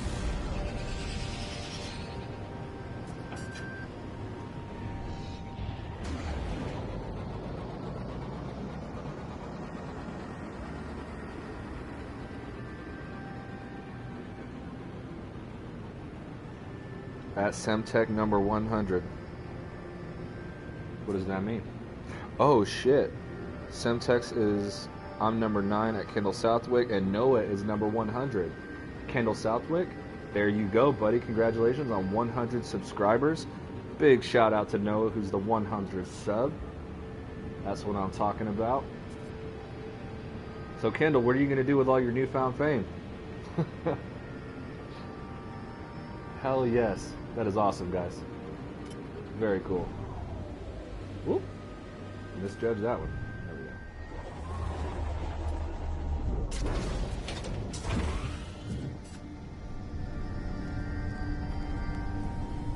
go. Okay, hold up.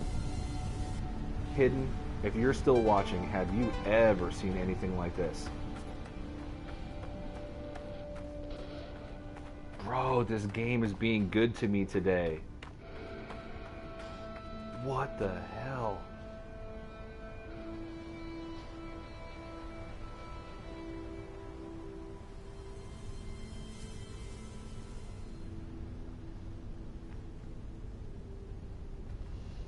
Oh my gosh.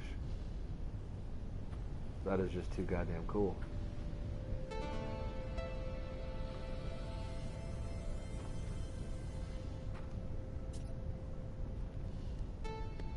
And as the day breaks, it changes color just before your eyes. I know you guys saw that. I mean, that thing was like fluorescent glow in the dark. Holy cow.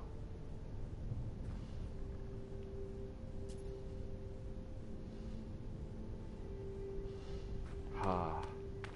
Good day, good day.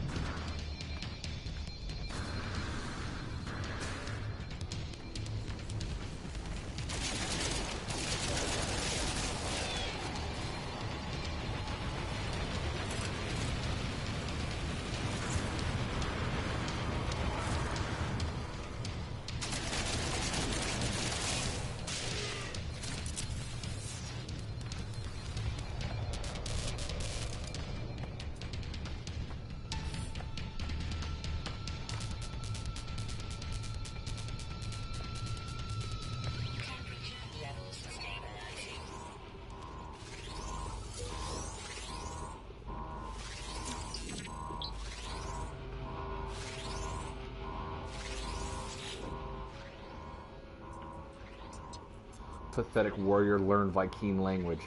Well, looks like I have. God, you're so mean. Has test or encounter fighting pits. Error, insert silicate. Okay. Well, shit. Alright, give me a sec.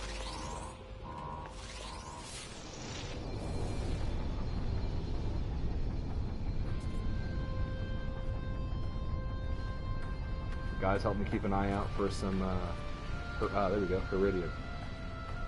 Nice.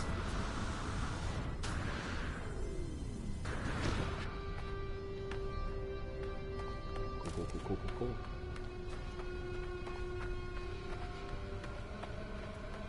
Bacon Pancake says this game still gets me, bro. That's what I've been trying to tell people. It's like, holy shit, guys! The chat's up to 610 comments. Good lord, thank you guys. That's what I've been telling people. Everybody's like, man, we need more variety. Everything just starts to look the same. Like, to an extent, that's true. We do need more variety, and I think that we're going to get that. Especially if you guys have been following, like, I sound like a creeper, but I've been looking at who they employ.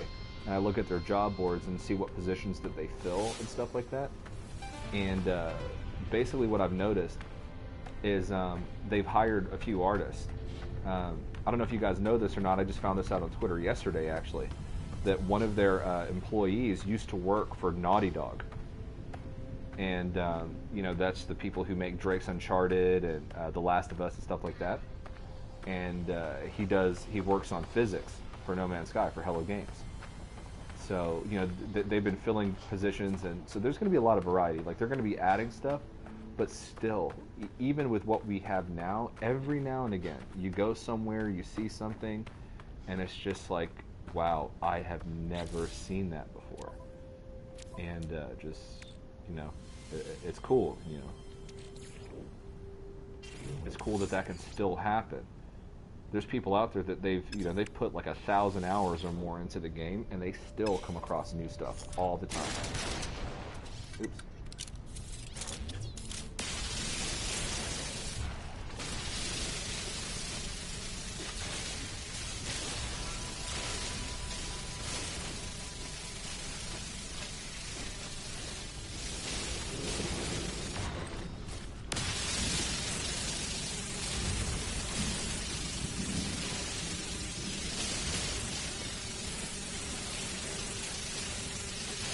But yeah, I have never seen a plant quite like that.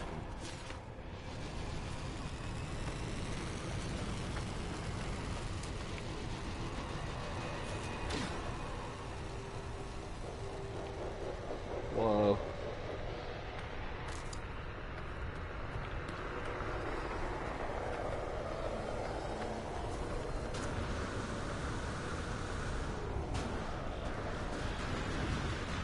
I've also noticed in the Atlas Rises update, and started seeing it more also in Pathfinder, but especially in Atlas Rises, there's more animations. Things are moving more. There's more things have more like liquid look and tendrils, and you know, your exocraft have spinning radars on them, and you know, you just see things moving a little bit more. When you build gas harvesters, you know, they're animated. I think that's just a glimpse into the future. You know, we're gonna see things become a lot less static in this next update. Would you agree? I've been through 5 galaxies and never seen that. There we go. You heard it from Wizard himself. He's been through 5 galaxies, never seen that plant. I mean, dude. And it'll live forever here on YouTube. And you guys, for those that haven't seen it, you witnessed it with me. I mean, dude. Like, seriously.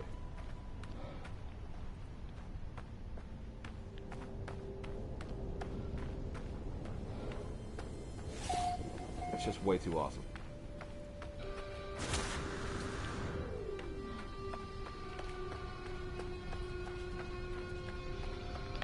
Mike Snozle says, very good day. I agree, man.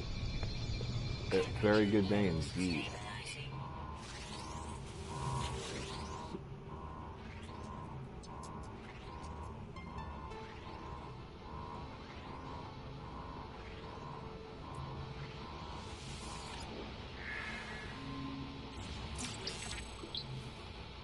Cryogenic chamber, whoop whoop.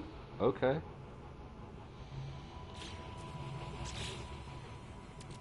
Alright, what does that mean exactly? What is that worth? What? 4 million units and all I need is living glass and a cryo pump? I know I have the blueprint for a cryo pump, so how do I make a cryo pump? Does that take a lot? Hot ice thermic condensate. Okay, this is another one of those. This is one of those tricky builds. I feel like for 4.8 million units, it's probably actually not that hard to make.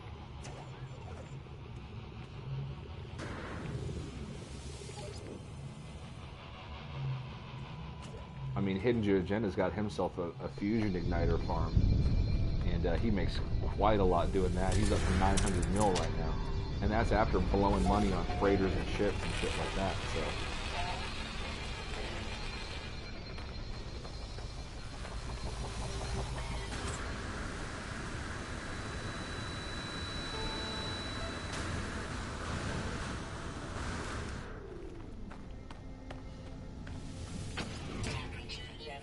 I'm glad I did that.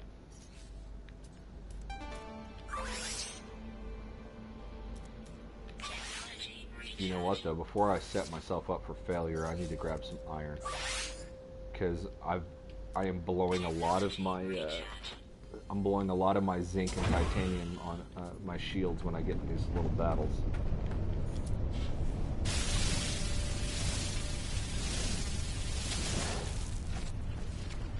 Let me go in a cave. This shit is killing me. Hot flame.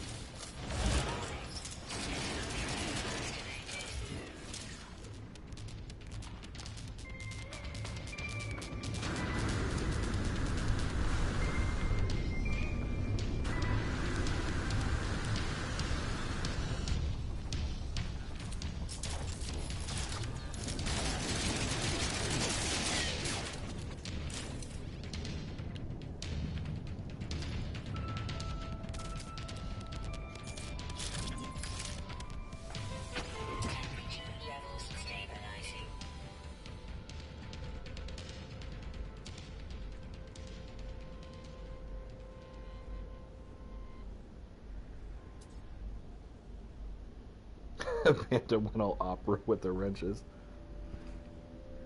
Hell yeah. Sorry if I missed your comment, guys. Scrolling all the way down to the bottom, getting caught up here.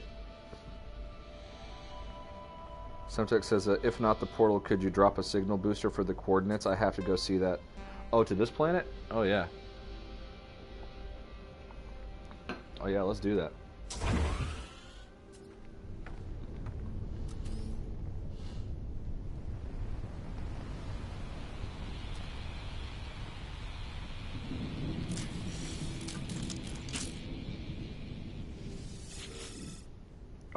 I'll leave that up for a second for anybody that wants to take that down. For those that don't know, okay, because a lot of you, most of you probably already do, but for those that don't, if you can go to the Pilgrim Starpath map website. You can actually also, if you have Android, I don't know if it's available for iPhone or not because I don't have an iPhone, but if you have Android, you can download the Pilgrim Starpath map app also, which makes it, for me, a whole hell of a lot easier. But you punch in that signal booster code right there, because it's essentially every planet has their own phone number, so to speak. And with the portals now, that phone number that you see right there can be converted into portal glyphs, which can be used to access this planet directly. So what Semtex is probably going to do is he's probably going to take that signal booster code, plug it into the Pilgrim Starpath map, convert it to glyphs, and then use the portal to come visit this planet. So if you guys don't know how that works, I recommend giving it a shot. It's a really cool way to get around. Kendall Southwick says, personally, I'm hoping for predatory butterflies in next. Hell yeah. Kendall, let me say this. I want to see if you agree with this. a lot of people do, obviously. I think this is something we'd all like to see. The update doesn't even have to contain big things for me, because I like the game that came out. Like, not a lot has to change for me, personally. But one of the things that I would really like to see, just a small, subtle change, are birds or butterflies or anything that's flying, that it lands. Just to see something on the ground take off and fly away, or something in the air fly down and land, or perhaps attack you, or something fly down and grab another animal and fly off with it. Something like that, just a subtle change in animation and how that would work. And that would go a long way into making every planet feel like something that's really a dangerous place to be, something where things are surviving and interacting. Just that little change. I just think that would be so friggin' cool. Neron says, beat tip for gases. Outside the TOG. Found a trade post in a wealthy system. In about 30 minutes you'll have enough for almost any to fill out inventory if the right ship keeps landing. Yeah, also I think Sword has a way of making multiple gas harvesters in your base. And the TOG have also found a way how to do that. So, because you cannot plant gas harvesters in your base, and the TOG have a system of farms where they claim a base, and the entire base is filled with just gas harvesters. So you have to fill them up. It's the only thing you have to do, and then harvest them. But you can harvest so many gases out of that when you go to these like living glass farms and everything, like you can. I think the TOG said if you follow their system, you can make 1 billion units in 5 hours. Think about that. It's pretty crazy shit. Got Repti in the chat. What's going on, Repti? Welcome back, dude. Hell yeah. Wizard says, I've always wanted proper lightning and thunder. That would be very cool. Kendall agrees. Having increased animal behavior would be awesome. Yeah, man. That would be so sick, dude. Like, let me just touch on that real quick, actually. Like, Mike Snozzle says, yes, birds that land in a tree. Yeah, dude, it's just a simple thing that I think would be awesome. I want to go to Wizard's comment where he says, I've always wanted proper lightning and thunder. I don't have anything that proves this, okay? Nothing at all. But what I will say, this is 100% speculation, is that between them hiring, Hello Games between them hiring additional artists, between them having a guy that used to work for Naughty Dog doing physics, which Ines McKendrick talked about the possibility of dynamic water in her 2007 or his 2017 GDC speech presentation about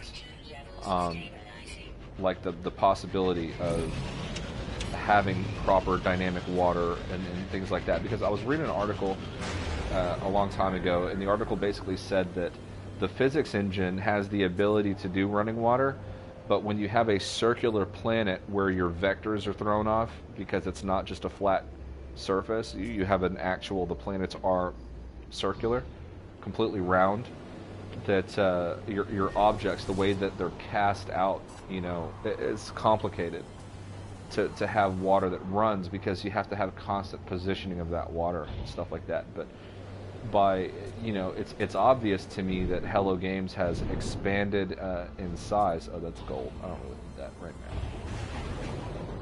Hello Games has expanded in size, and they've hired more people and more artists and things like that. I just have a suspicion that this next update is going to offer a lot. Like, you know, I think that we may see environmental dangers that you have to survive, not just climate, like heat on planets, cold on planets. I think that we're going to have things that hurt you, such as lightning strikes. Maybe a planet that's you know, scorched planet that has tons of like lightning strikes all over it. You know, like that one planet from Alien. You know, I think that we might see things like tornadoes become a danger. Like you might be on a desert planet, and a sandstorm or a dust devil might, you know, dirt devil might pick up and spin around. Maybe tornado, like water spouts twisting up off the ocean, you know, things like that. You know, I think that by not only adding additional variety to the game, but by having additional dangers, elements of stronger elements of survival. I think it will improve the game. I don't have anything to prove that, but I just have a feeling that that's the direction that it's going to go over time. Is that they're gonna add, like for example with Atlas Rises, when they added the low flight mechanic, they also added storms on planets that make it difficult to see while you're flying. So you either have to fly above the storm, or you're going to slam into like a mountain and crash. You know, it's like that kind of stuff. I'd really like to see. Is that the only planet in this system? I think it is.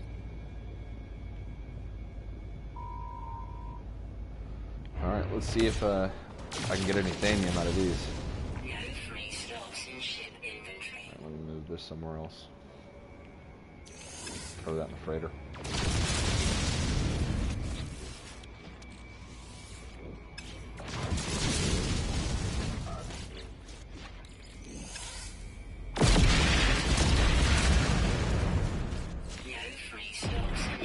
Damn it, when I finally got thamium, I didn't have any room for it.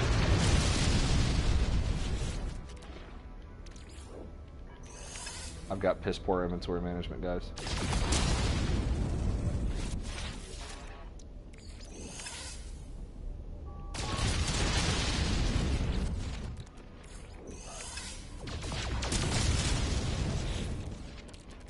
I'm striking out here. Oh my god.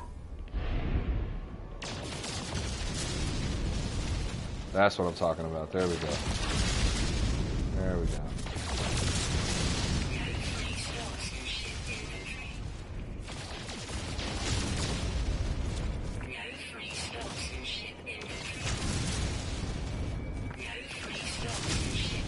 Shut your mouth.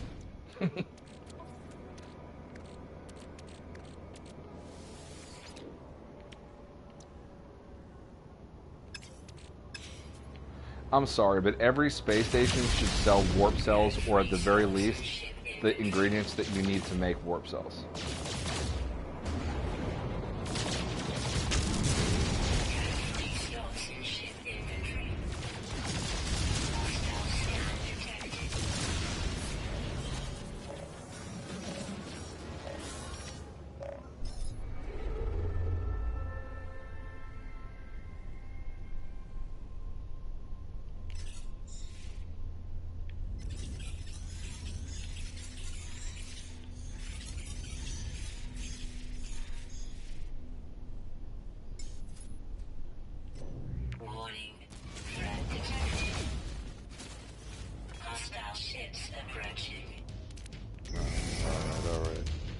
Oh, here we go. There's gonna be like 5.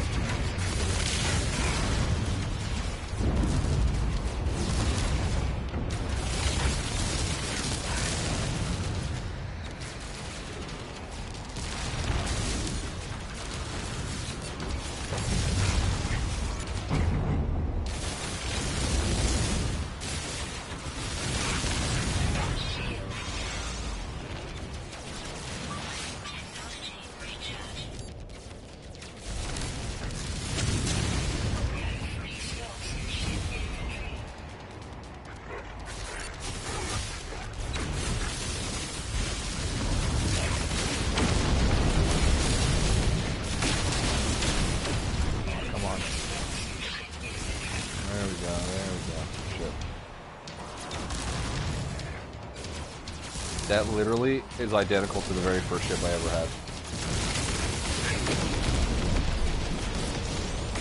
Well, I think I like my second ship probably.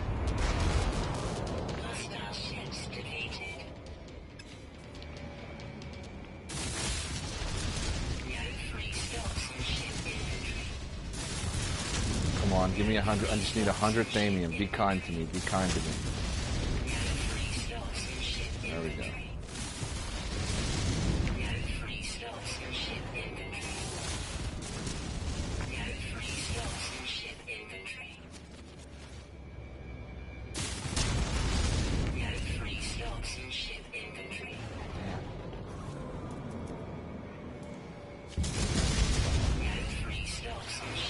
I know, no free slots in ship inventory, I get it.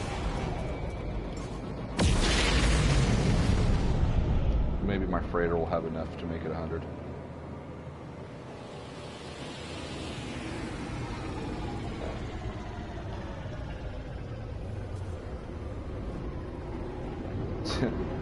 Yeah, tornadoes would be cool. Wait, if I attack a fleet, can I get thamium? I know it hurts my reputation, but legit, I'll get thamium. Let me just do that, because I need quite a bit of it.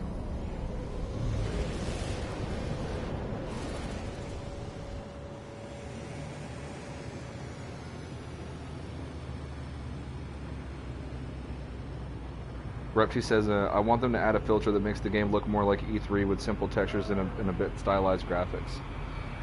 Yeah, I've said this a few times, like, I think the graphics that we have now are better in terms of the fidelity of the textures that we have, and things like that. Like, in my honest opinion, I think the game just looks better overall.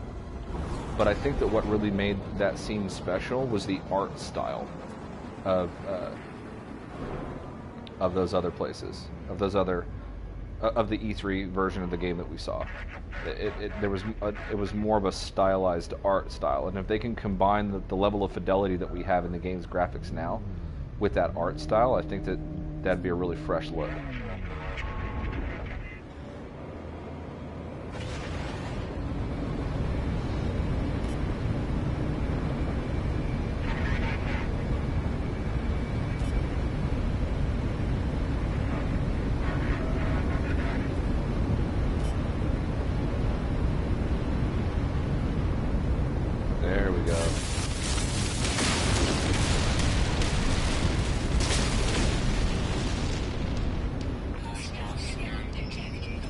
I didn't get no thamium for that.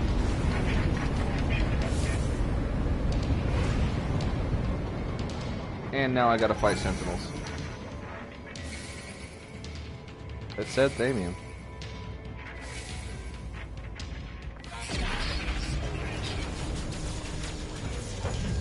Oh shit.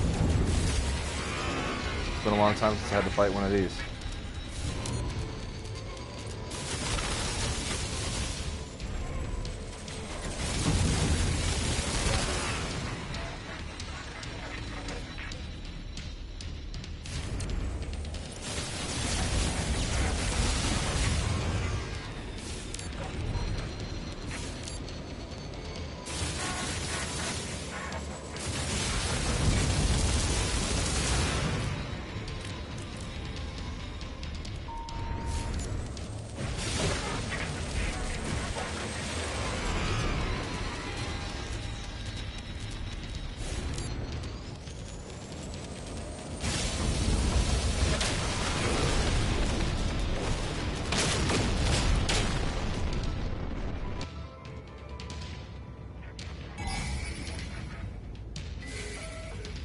Oh shit.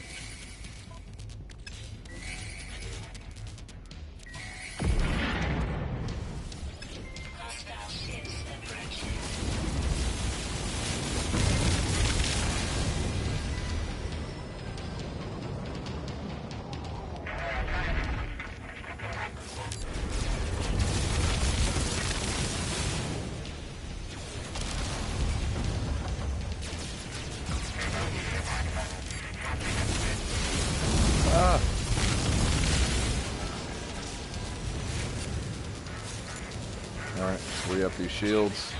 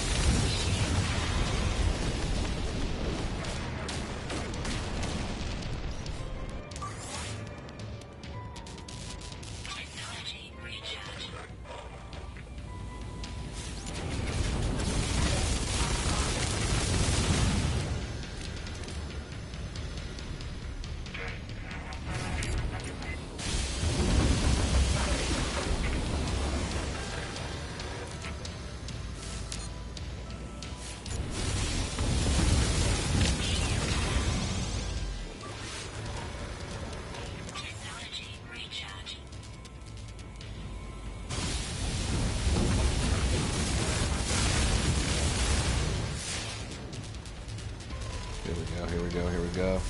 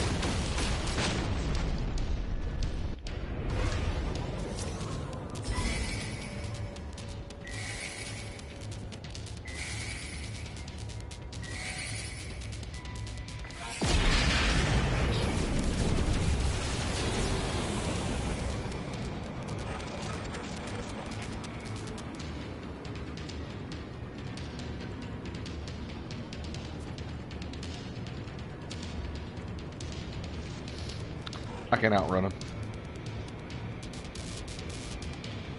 Dreadnought for free on PS4. Yeah, I saw Boondock played that for a little while. I need to try it.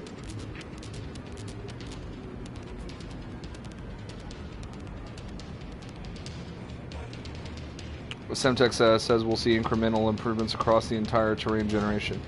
Yeah, I don't know if you guys caught on to this from the 2017 GDC conference where Sean spoke, but he talked a lot about how in order to make No Man's Sky, I guess, a pleasure to explore, I guess is how he put it, it was important that the terrain be a certain way because there's certain like realistic ways to do the terrain, but those ways are also like really boring. So they did a method by combining all of the current terrain generation formats into a unique one that he called Uber Noise, because terrain is used using noise, I guess, like the waves to create the terrain. There's like Perlin noise and all this different noise, but he called it Uber Noise, and I think that Hello Games might have its own unique noise generation system, which is pretty damn cool. And basically, I think that we're going to get lots of interesting variety of terrain, especially if they can get some better physics down pat and get like dynamic water and like liquids and, you know, more animations and things that move.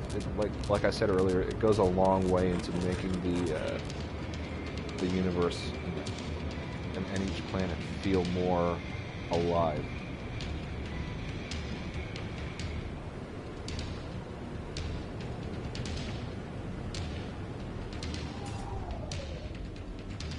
Anybody know of any other easy way to get some damn thing?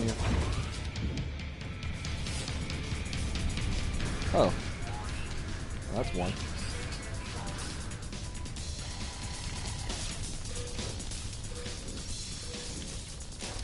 All right, bring it on, buddy.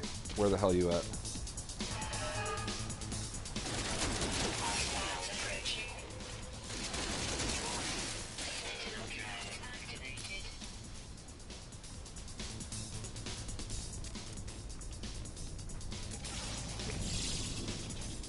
Come on.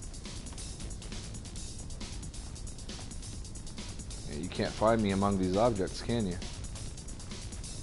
Either that or you're stuck somewhere.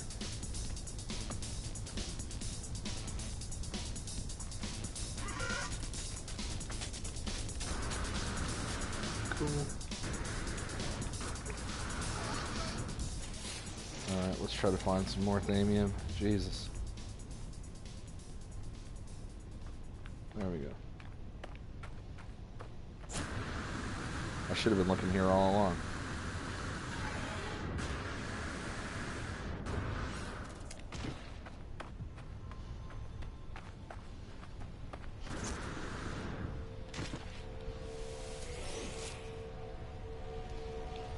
Alright, how much do we got?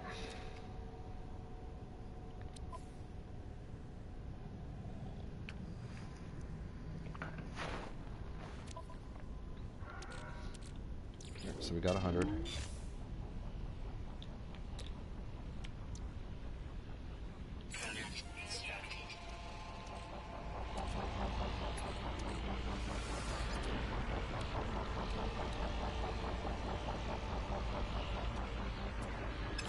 I just need to get closer to my ship. Okay.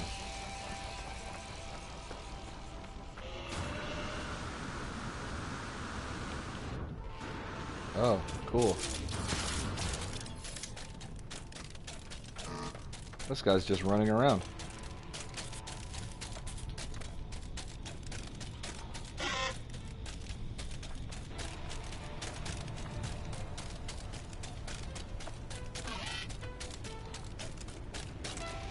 What?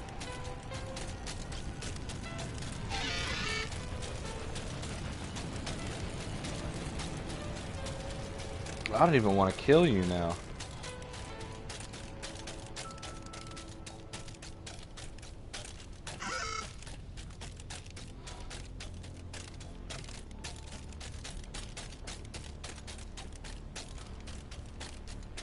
Huh.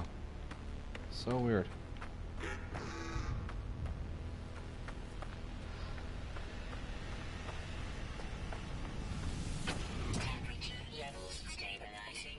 Alright, let's make that warp cell. Let's get the F out of here.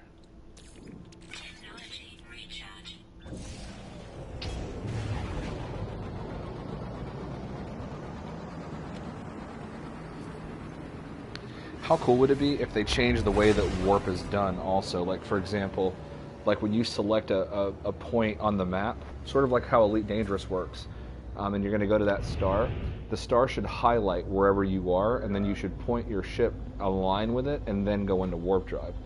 Sort of like how Elite Dangerous does it. That way, you're not breaking the immersion of it. I think that'd be like really cool as fuck. Anyway.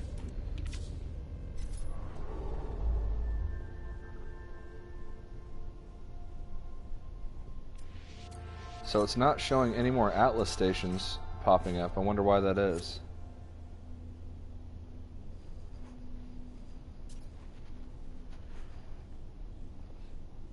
If I had to start over, it wouldn't bother me, like because everybody would have to start over.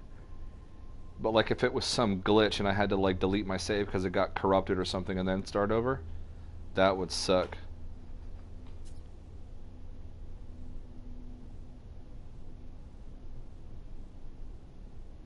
Oh, you have to immediately fly up there and get the Thamian once you shoot it down. Okay, I didn't know that. Hey, what's going on, Spellcheck? Thanks for joining, dude. Long stream today. But I really just want to get this Atlas path done. Did I not go in this interface or something? I feel like I went in here. Why is no other Atlas interface showing up anymore?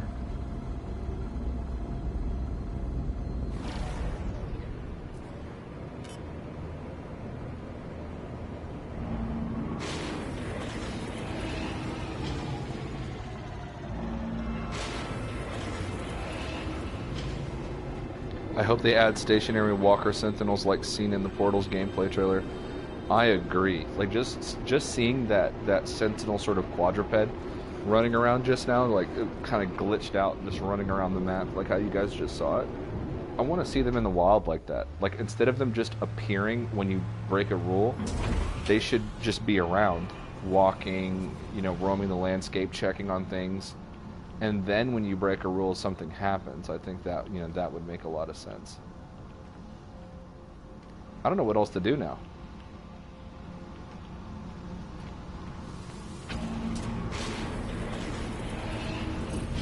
Obviously, there's more Atlas stations I need to find, but they're not popping up on the map.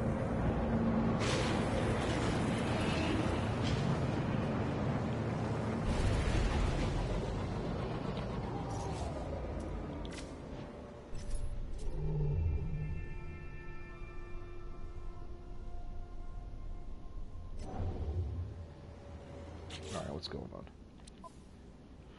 Do I have to go here?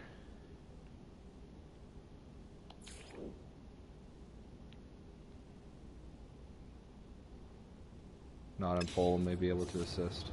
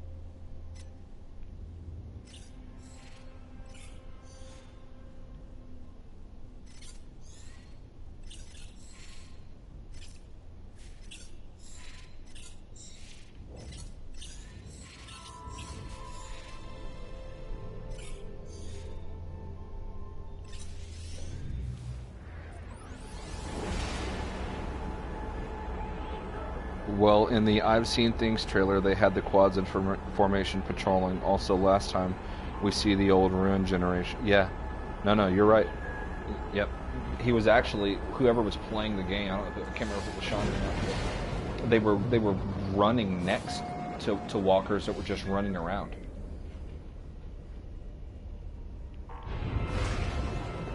You know, I mean, they were just running next to them. It was like,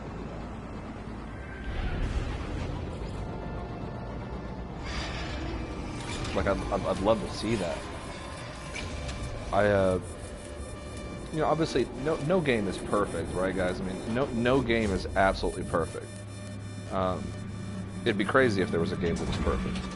That being said, however,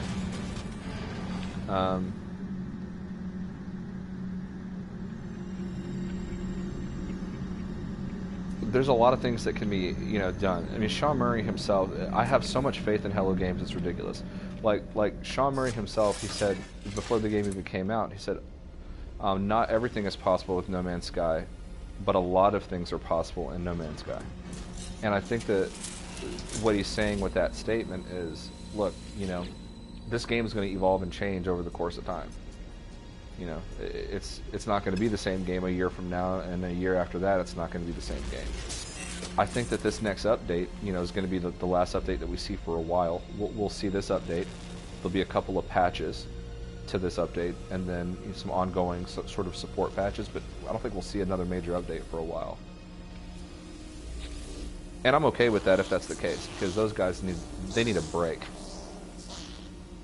So good that you are here. You bring me light. Show me creatures I cannot see myself. Many creatures. After that, my friend of friends, I know not what you or I will do. Whatever is making them ill, the Gek's sense of wonder remains. They are keen to witness the majesty of the stars through my eyes. Creatures are existence at its strangest, its wildest. I will show Polo all I can before their death. I will be their friend. I think I've already done this. Polo puts the data to one side, turns to the window. For a time we watch the stars together, my friend and I. We clasp hands, then I go to leave. There is more to see. Yeah. I already have that. Okay.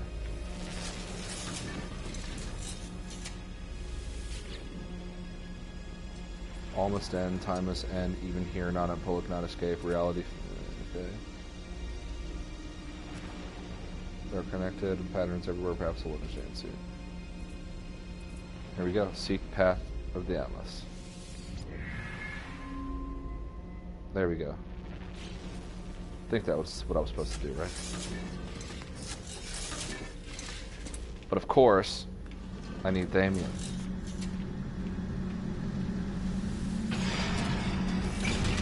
Hopefully it can be purchased at this space station.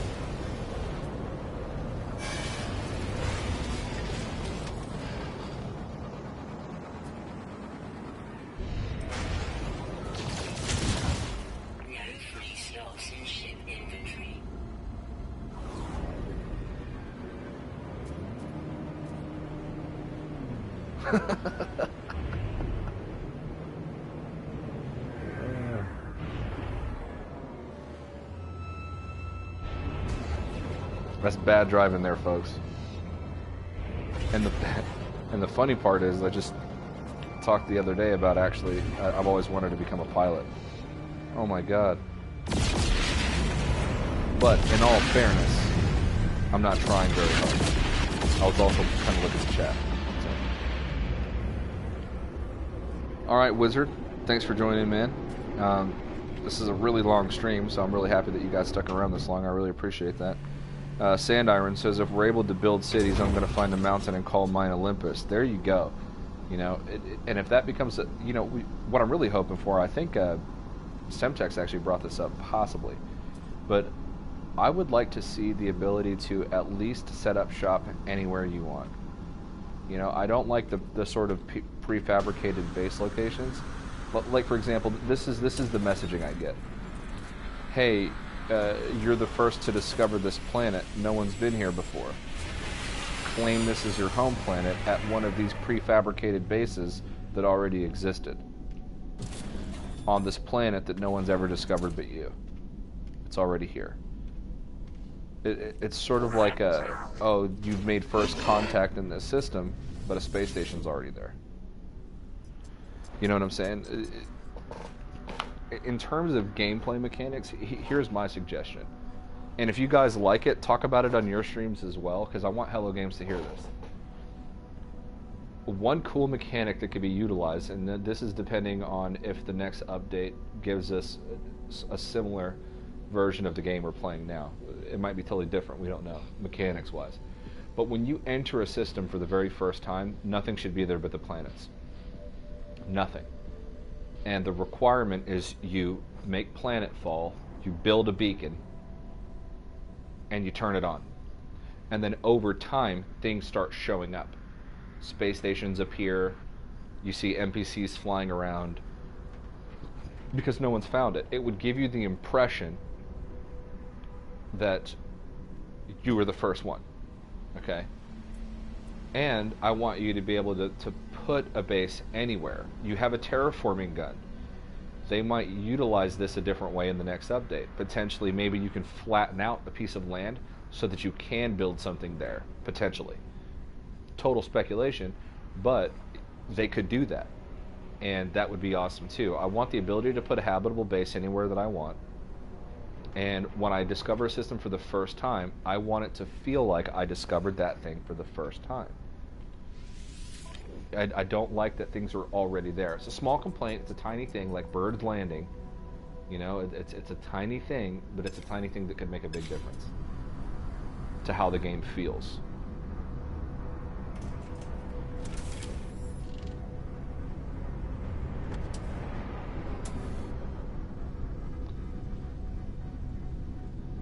Oh, I just got a text from my wife. Okay.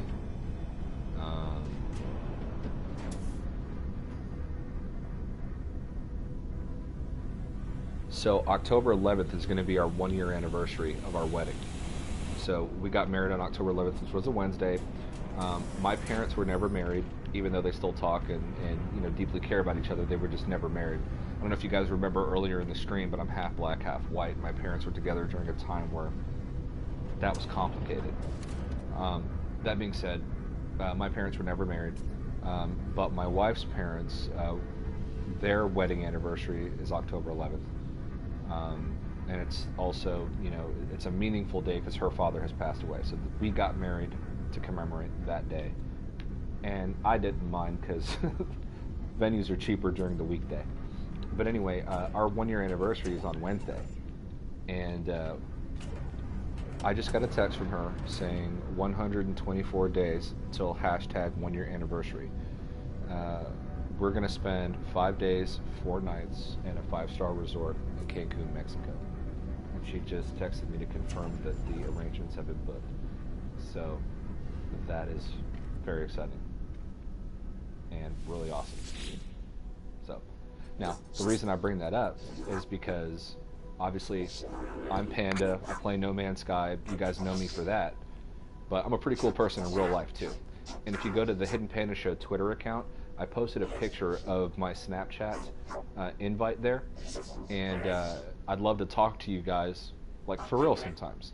So if anybody's cool with that, please go to my Twitter, check that out, add me on Snapchat, and you know, when I'm not streaming or playing No Man's Sky, we can still hang out and talk and all that kind of stuff. So, and come October, if you guys want to, you know, see what we're doing in Mexico for our honeymoon, other things besides the one thing that we're obviously going to be doing, like we're probably going to go on excursions and kayaking and boating and exploring and stuff like that. So, but it's an all-inclusive resort, so I'll probably be drunk a lot of the time, and it'll probably be really funny.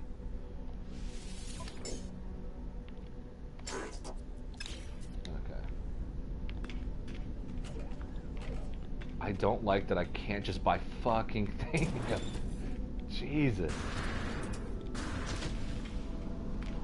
Hopefully my freighter's recharged on Thamium.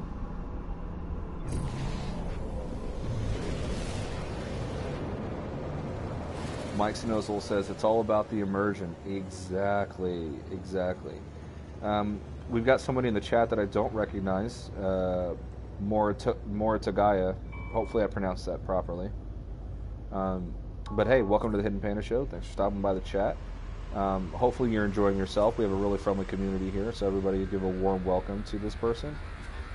Maybe you've been here before and I just don't recognize the name because there's two of us. Well, there's two of us that stream, so you might have been in when it was, you know, my channel partner Hidden. So I may not recognize you, but if you are new, welcome. Make sure you hit the like and subscribe button, and I hope you enjoy yourself. Noah says nice. Mike says sweet, that'll be fun. Bacon Pancake says, well, early congrats, Panda. Thank you, thank you, thank you.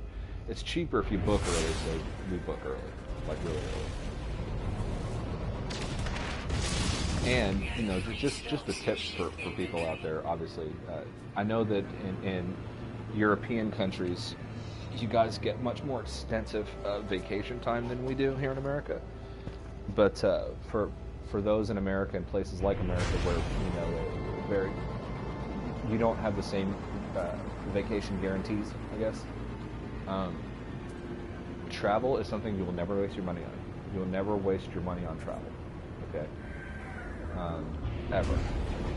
And seeing new places, how people live, and people's cultures, and people are different, sound different, speak a different language, live a different way. Extremely healthy for your worldview. So I recommend that you get off your couches when you're not playing No Man's Sky. Get out there, see the world, travel. I've been to more countries than I've probably been to American states. It's just really important from a personal growth standpoint. You'll never waste your money on travel. So, and once you've booked the travel, whether online or we booked it through a travel agent who got us a way better deal than I've ever seen online, because we were originally going to do it online, and she found a deal through a travel agent close by where we live, and it's a phenomenal deal, but it's all booked.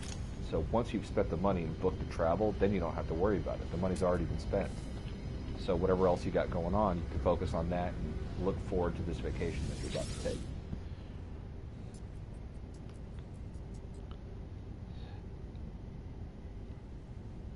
Yeah, more to Gaia, no problem, dude. Like I said, you know, welcome. We've got a really friendly community in general in No Man's Sky, but I'd like to think the Hidden Panda Show is particularly friendly. So, and everybody here. Take a look through the chat. We got Semtex UK, more to Gaia. I'd sub that channel. We've got Kendall Southwick. Make sure you sub that channel. We've got Sword, who he's going to be in and out of here because he's working. We've got Law of Evolution, just to name a few. There's a lot of Grammy plays, you know. So we've got a lot of YouTube channels in here that cover No Man's Sky, a lot of really good people. So make sure you click on everybody's link, and if they're putting out content, you know, of any kind regarding No Man's Sky, just make sure you subscribe.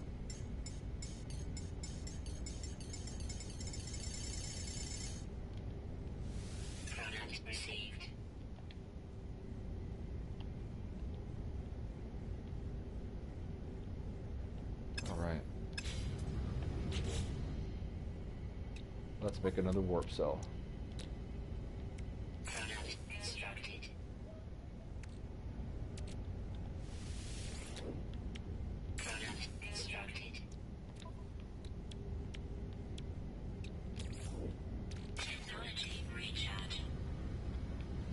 Oh, I should have just stuck it in the freighter. That would have been so much easier. I still haven't got used to the fact that you can warp with your freighter now. So I always forget to charge my freighter with warp cells, and I always end up just putting them in my ship.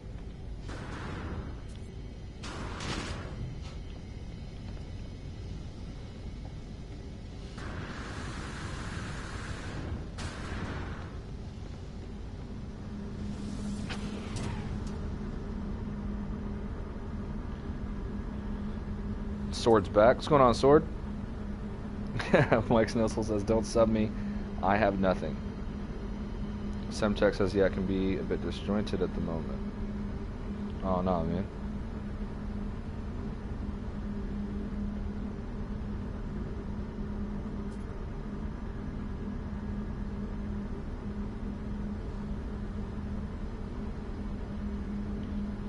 So more Tagaya says, nice, very cool, hype for next update. Or I'm assuming you're hype for the next update. Fuck yeah, dude. That's really cool, man. Me too. You know, I try to meter my expectations because I don't want to disappoint myself. Here's my rule. You know, the Hidden Panda show. If you've seen some of my speculation videos and stuff like that, like then you already know that. Oh, this might be a pretty plan. Let's check this out. Then you already know that we speculate a lot here. I made a joke in one of my videos where I was talking about how I think the video is titled Prawn Curry, but it was talking about prawn curry and how I speculated that in the next update that we might get submarines and new sorts of exocraft and things like that, and it was obviously highly speculative. But I said in there, but at the same time, anything that Sean Murray says, because they communicate so little, it's easy to go a little crazy with speculation. And I said Sean Murray could record audio of him farting into the microphone, and I would speculate that there's going to be gas giants in the next update. And although, sort of a funny thing to think about, what I will say is, that being said, don't let expectations, or don't let speculation become expectation. These ideas and things are fun to think about and talk about, and some people might say, oh, I don't see much point in speculating and stuff like that. I fundamentally disagree with that, and I think that speculation is important, and just talking about features in the game. One of the reasons why, for example, is because Sean Murray has said on many occasions that they watch the community, okay? They pay attention to what we're doing, what we say, things like that. They're building the game that we sort of want. And one of the ways that we can prove that that's true, for example, is during his Xbox interview, Sean Murray said, this is the game that I think everyone, we're trying to make this the game that I think everyone knew that, like, it could be. Or something to that effect. Correct me in the chat if I'm wrong, but it was something like that.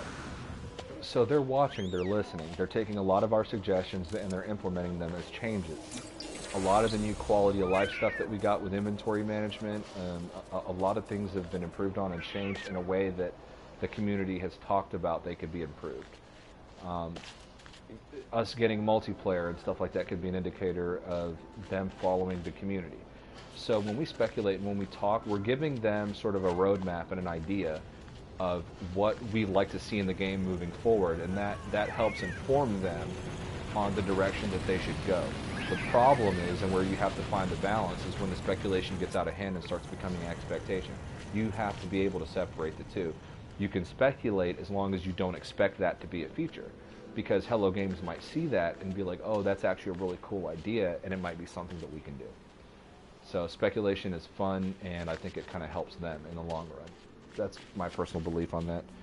So it's cool to be hyped, but just don't start expecting things. And to answer the question earlier from, I believe, Neron, what countries have I been to? I've been to the UK, all over the UK. England particularly. So my grandmother, before she passed, lived in Tor Point, just outside of Plymouth. I've been to both places. I've been to Bristol. I've been to London, and just sort of all over. By plane, train, and automobile, basically. Because that's where my dad is from. My cousin works for the Ministry of Defense. One of my uncles is a bus driver. One of my other uncles is a musician and a teacher. So, got some relatives in London. Got some relatives in Plymouth and Bristol. So yeah. Also, I'm from the Cayman Islands, so I've been there. I've been to 3 of those islands. I've been to Canada. I've been to Calgary in Canada, a little town called Penticton also, and someplace called Sulphur Mountain, as well as Banff in Canada. I spent an entire summer in Canada. It was absolutely amazing. Canada is about the size of the United States, if not bigger, but the population is significantly smaller. The United States has like a population of over 300 million people, and I think Canada has like 30 or 40 million people or something. I mean, it's a relatively small population for the size of the country, and so the country, by virtue of that, is very pristine. It's beautiful, well taken care of. Yeah, but it's, you know, Canada is like just a different version of America. But it's really pretty, at least the places that I went. Canada also, for as strict as their immigration laws can be sometimes with regard to people coming into the country to gain citizenship, and you know they you know it helps if you come with a specialization or some skill that Canada will benefit from. But despite the apparent difficulties, at least from what I understand, they have a very diverse population, and it's always nice to see that.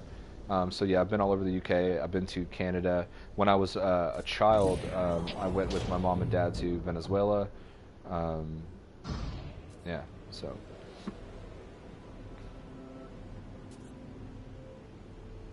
I've also been to Antigua in the Caribbean, Jamaica when I was small.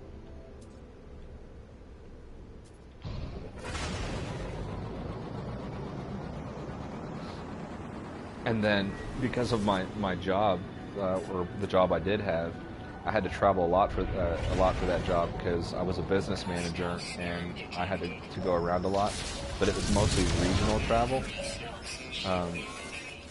But when I used to manage Verizon cell phone stores before that, like independent stores, not corporate, but I had to go to Tampa, Florida for a week for work. I had to go to Arizona for a week for work.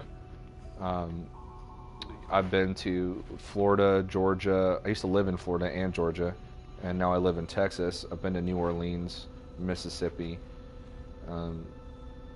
Arkansas. I love camping in Arkansas, so I get out there a lot.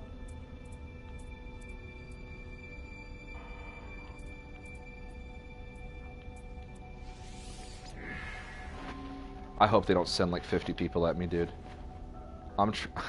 I tried boxing a giant kangaroo creature.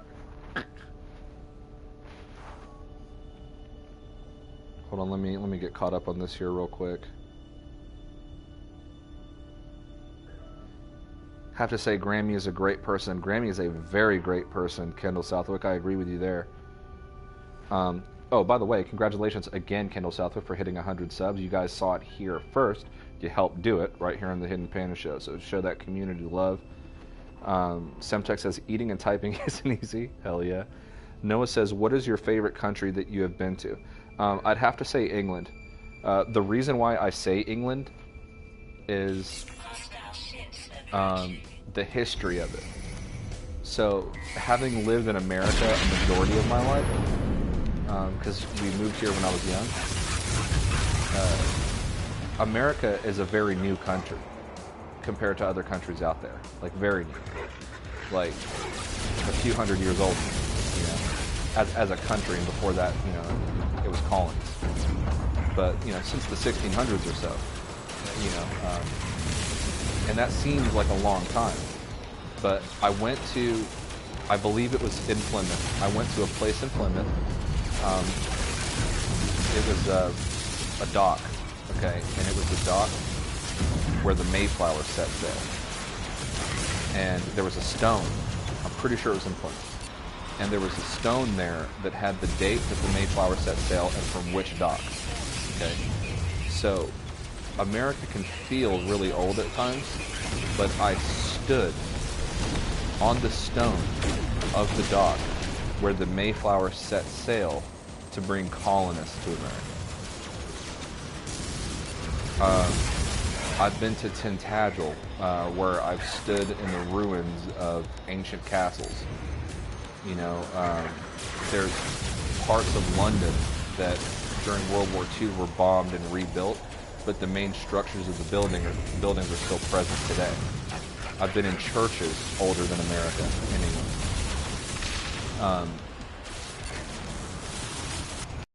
I mean, I could go on and on. It's one of my favorite places that I've been to so far because of the history of it.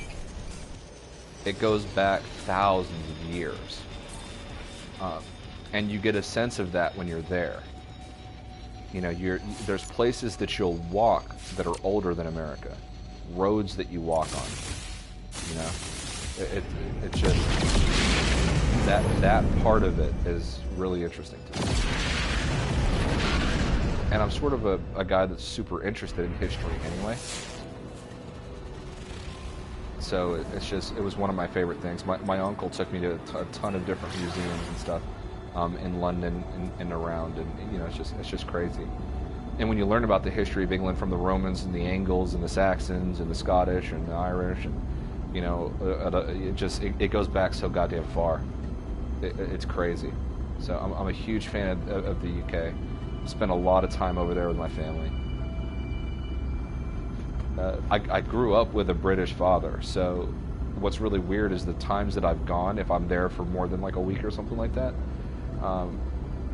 the accent starts to kind of pick up pretty easily because I hear it all the time, and it's easy for me to mimic if I've been listening to it for a few days, and I can put on a pretty convincing accent. Like regional dialects as well. I just have to be there for a bit and hear it, because you know, some places in England there's a lot of glottal stops and things like that, like letters you don't pronounce. But England sort of has been my favorite.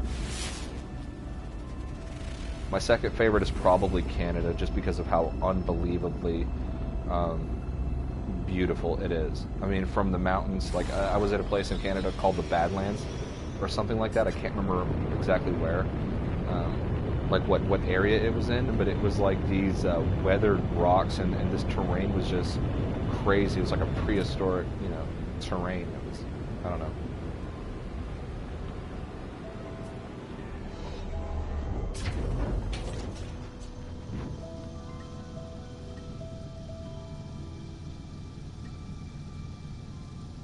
Oh, Mike Snossel said, I used to live in Banff and Calgary. Really, really cool, dude. He says, I like the cut of your jib, Panda. Hell yeah.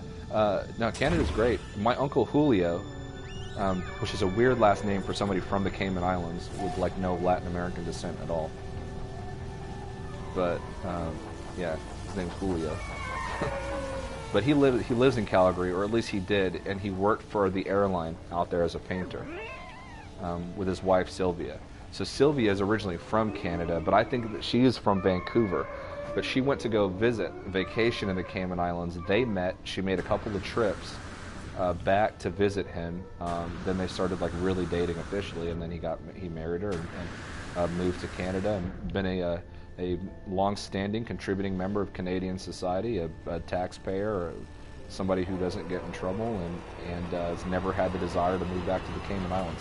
So if that says something about Canada, I hope it says a lot of really nice things. I love this terrain on like these radioactive planets. It's so tight. Like what is that? I've never seen that before, ever. I'm gonna go look at that. But yeah, I mean, the Cayman Islands is a tropical paradise. So, you know, that guy moved to Canada and just has had no real desire to come back. I don't think that ever since he moved to Canada, he's visited Cayman. So, my uncle is pretty happy with Canada. There's just a lot there. There's a lot to do.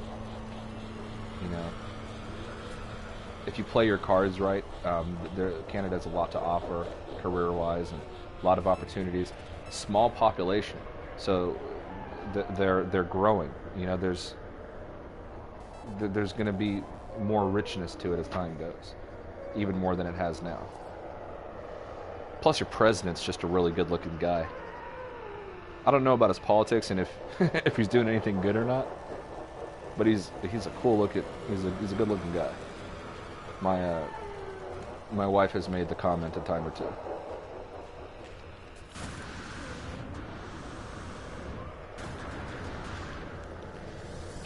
Radiation protection stabilizing.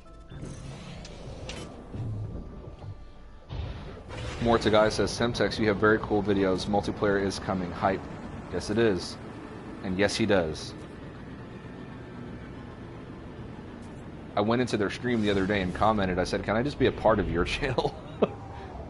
And I meant it. Like, 100% meant it. Sword and Semtex are just some cool dudes, man. All the way.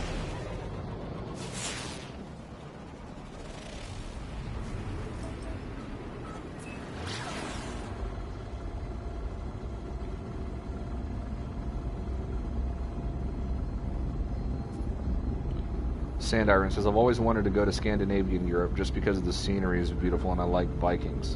And Scotland, basically anywhere the Vikings landed. Yep. Jordan276 in the chat. What's going on, man? Long time no see. Glad you're back in the chat here. Yeah, Sandarin, I do too. I would love to go to like Norway and Sweden and Switzerland. Really want to see Denmark. I just want to jump across the channel and see France, Italy, Portugal, Spain. I want to do the whole thing. You know, we just don't get the same sort of vacation time here that people get other places. Whenever I was in Antigua,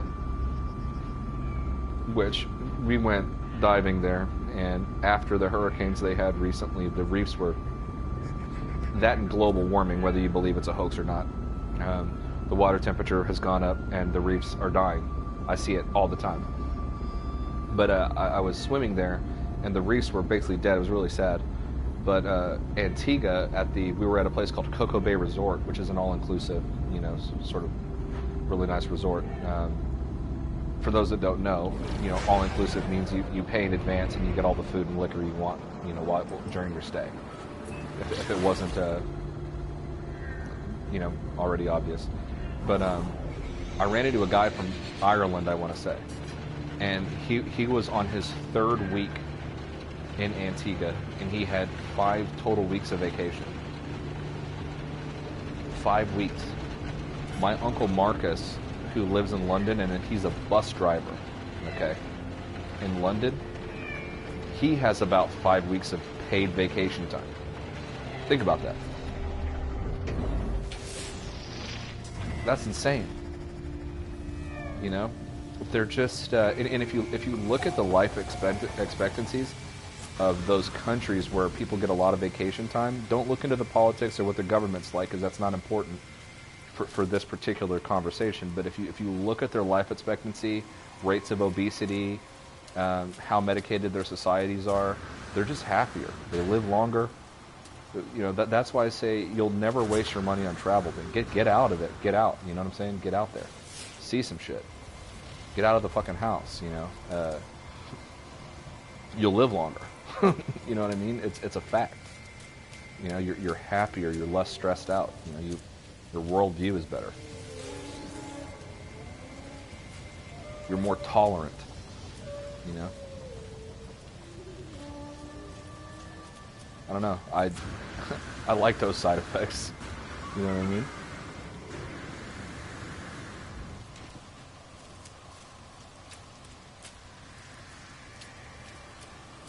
Always like to step foot on. Whenever I first landed in the Galactic Hub a while back, I hated coming across planets where people discovered the planet but didn't discover every planet, so you don't get credit for the system, but you get credit for like discovering certain planets within that system. I just like knocking out the whole thing. I mean, everybody plays their own style, but I just, even if I don't scan the animals or whatever, I at least want to get the planets, you know.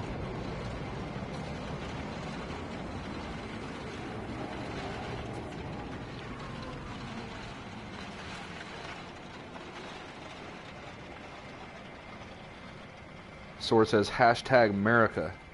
Absolutely. Yeah. I don't want to be confused as somebody who was talking bad about America. It's just that other countries, just when it comes to their vacation time, how much vacation they get, very different culture.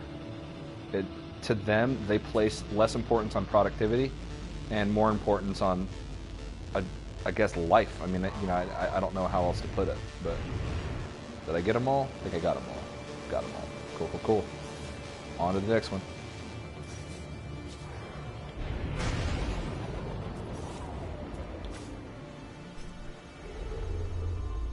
Orbital station coordinates received. Mike Snozel is a straight up English name. Yeah, there's no doubt there.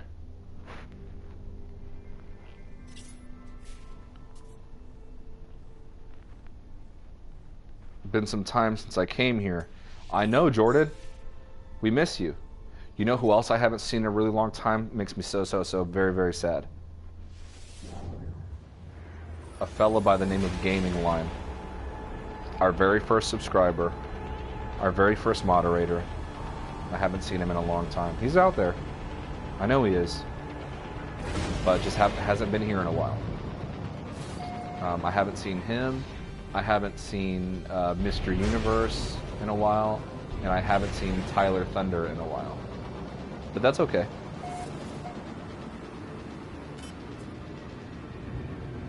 There's some channels that I'll watch for a while, and then I'll move on to a different channel for a little bit, then move back, and it happens all the time.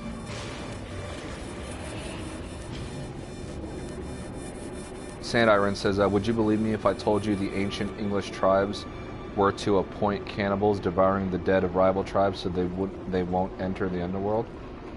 No, it would not surprise me in the slightest.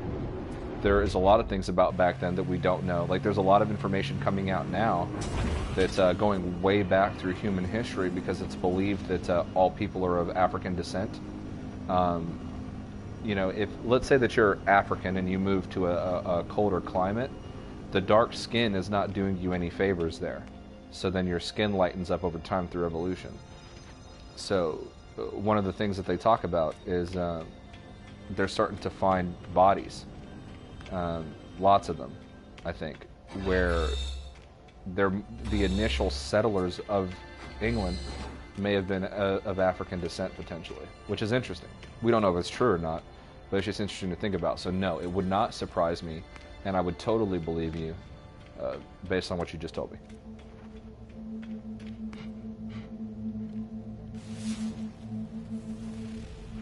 So what's going on here? Why this again? I'm not understanding.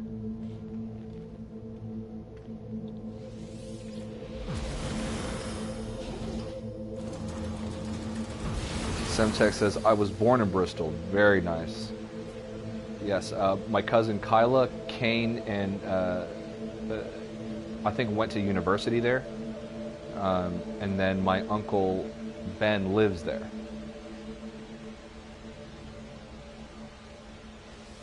And he's a teacher. He plays in a band locally there.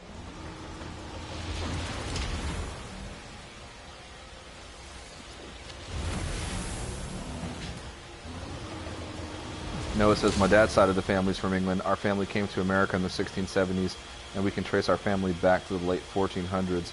The family's name was Walcott. That definitely sounds like an old English name. My family's last name is Isbell. It's not very common. We're everywhere. It's not entirely common. But I think that going back, if you go back hundreds of years, our lineage came from France. From Normandy, to be exact, I want to say. And probably was pronounced differently. I don't know. But, that being said, yeah. We go back several generations in English history, and then France at some point. My great-grandfather was a naval sea captain for the Royal Navy, and so my dad's grandfather, obviously, his name, they refer to him as Captain Snowden in Plymouth. Everybody knew him. He was really well known and well respected in his community. And he had a house, and I don't know if they still do this, but in those days, the houses were named, and his house was named the Heatherton. It was called Heatherton. And, so it had like a library and a study and a greenhouse and all that kind of stuff. He fought in World War II and all that kind of thing. So, I mean, we go back. Bunch of naval captains and sailors and everything.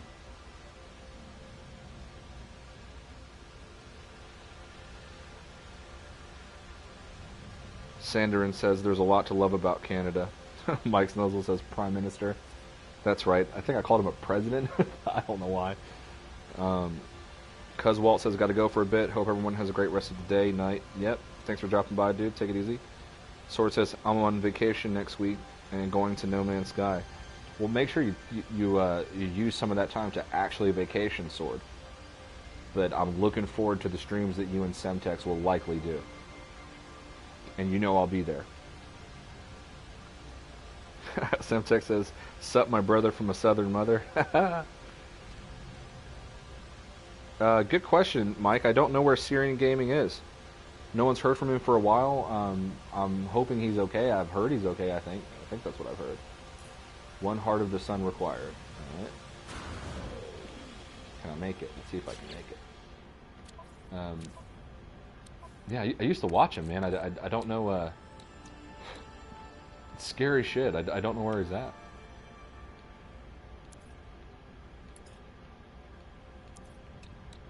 Maybe shit went down in his personal life, and he just sort of has to like reevaluate certain things, or I mean, I don't know.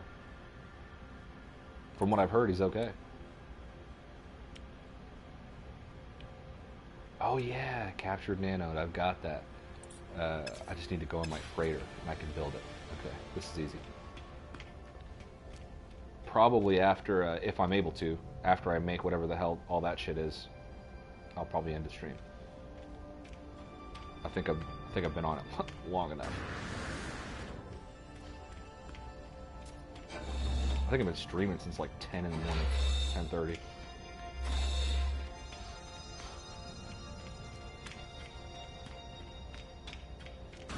But you guys stuck around, so that's bad ass. Moritz Agaya says, for me, the multiplayer goes as dangerous as elite dangerous game with the choice in solo or multiplayer. Many people like to play solo. Elite, the perfect game for me is the openness of Elite Dangerous and the flight mechanics of Elite Dangerous with the planetary exploration of No Man's Sky. Elite Dangerous does space better than like any game I've played, but it does planets and like vehicles on planets like really shit. You know what I mean? You like, for example, everybody's like, oh well, you know, in No Man's Sky, you know, like the NPCs don't move, and you know, there's nothing you can do, and there's not like real multiplayer, and like blah blah blah, right? Okay, so we'll check this out. If we're comparing apples to apples, we'll look at Elite Dangerous. Okay, in Elite Dangerous, the flying aspects of it are bar none some of the best. Okay, I think we can all agree. But when you go into a space station and you're going to take missions, here's the difference. You land, okay? You can do this a highly technical landing sequence. You've got to like align yourself with the space station. It could be orbiting around a planet, so you've got to intersect with it. You've got to request permission to dock. You land, and then it brings up a menu screen, and that is where you select your missions, okay? And then you just fly off and do your missions. The same process in No Man's Sky is you fly into the space station, you land, you get out of your ship, you go to the mission board, which is manned by a person, you talk to that person who gives you a list of missions for different guilds, you take them, you then walk back to your ship, get inside, and then proceed forward. You see the difference? So the strong suits are each other's adverse opposites. So like, what I'd like to see is I'd like to see No Man's Sky learn from Elite Dangerous on the space aspects, and I want to see Elite Dangerous learn from No Man's Sky on the planetary aspects of it. And then you'd have a really badass game. Both of the games are independently good for different reasons.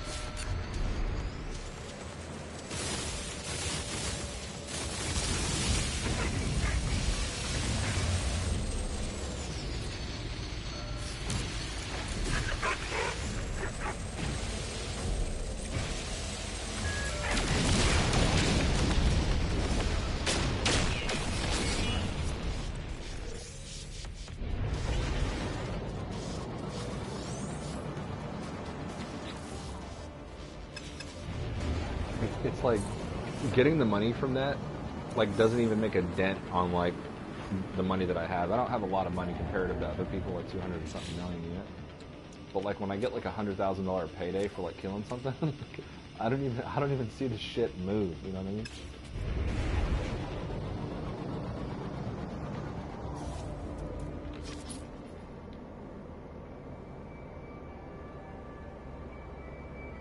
Yeah, I'll worry about that.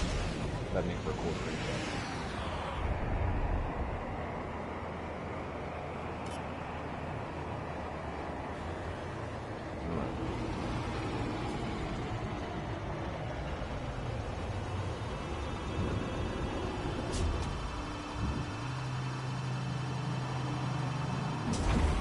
Sandarin says, I've been to the cradle of humankind in Johannesburg. My family and I walked through the million-year-old caves containing the remains of prehistoric humans, and I drank 10,000-year-old water.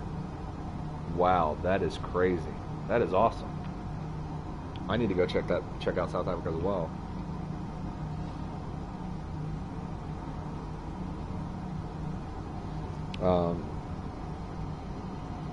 Let's see.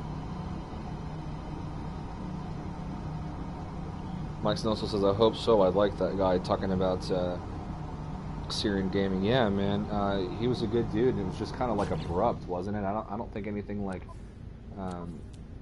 happened, like nothing specific as far as I could tell happened to drive him somewhere else. I think like he just one day just stopped streaming, like randomly, right? I think. But I have a captured nanode.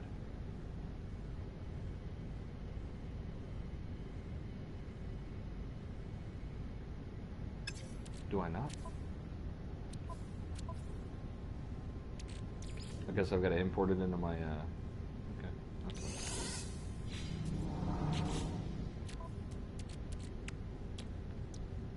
Alright, now we should be able to do it. There we go. And then I need that to make something else, am I right?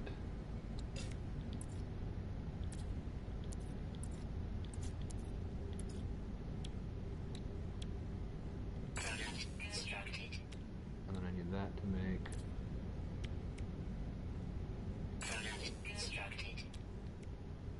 I knew I was hanging on to that shit for a reason. What is that? Dark matter?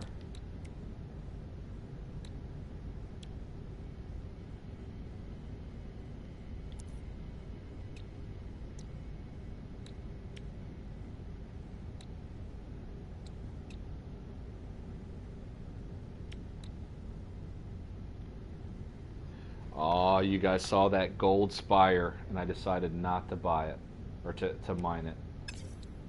And here I am needing that.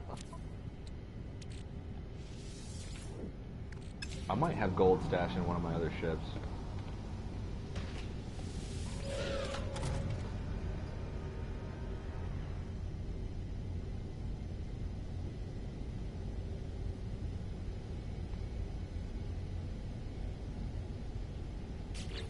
See. I do not.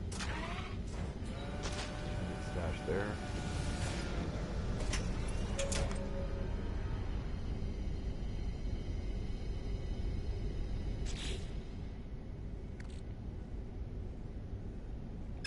Don't have it there.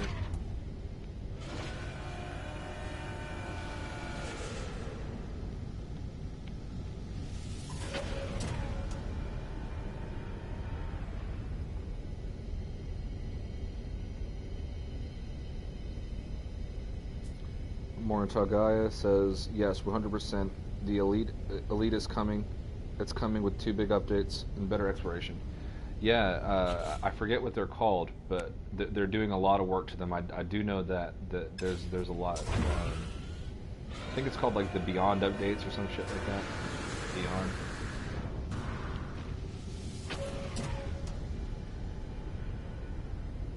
Oh, Jean-Luc Frank says, oh dear, what a pity party, he's gone, never mind, carry on. Yep. I like gold. Yes. Yes, Mike Snuzzle.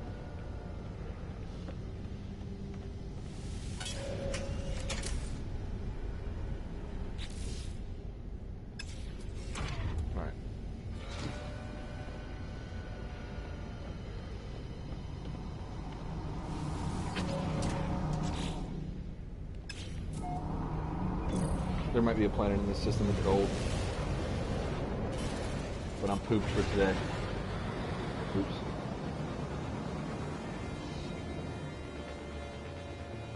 Emerald? No. Is it just this one planet in this system again? Totally is.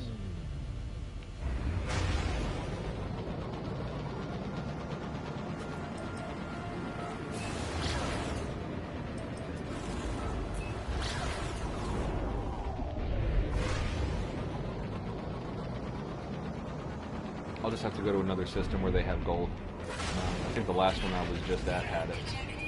Oops. And then I'll come back.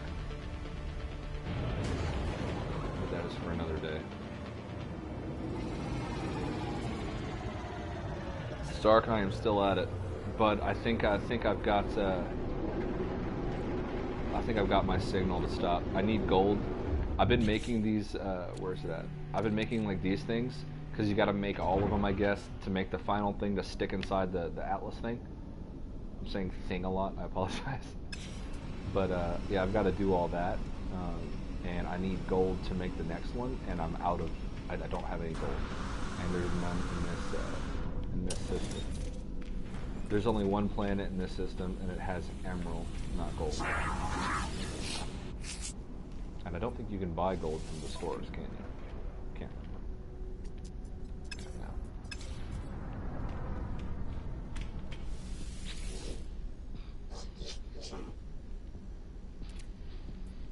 Better have some good tech, dude. Aw, you son of a bitch.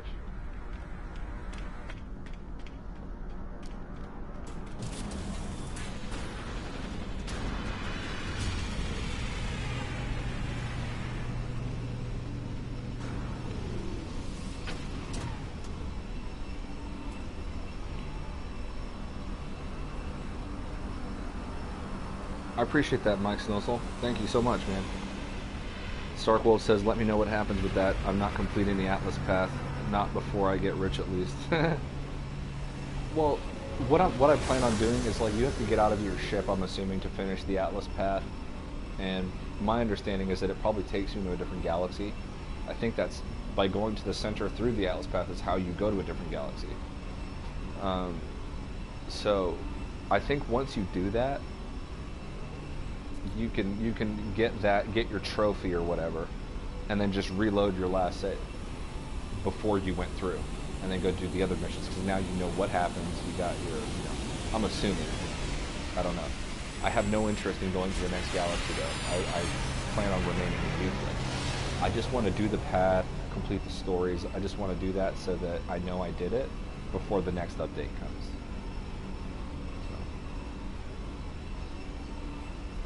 Panda says, or Sword says, Panda, you beast, longest stream ever. I know. I think I got you guys way beat from last night, but no, I'm in it here, guys. I'm pooped.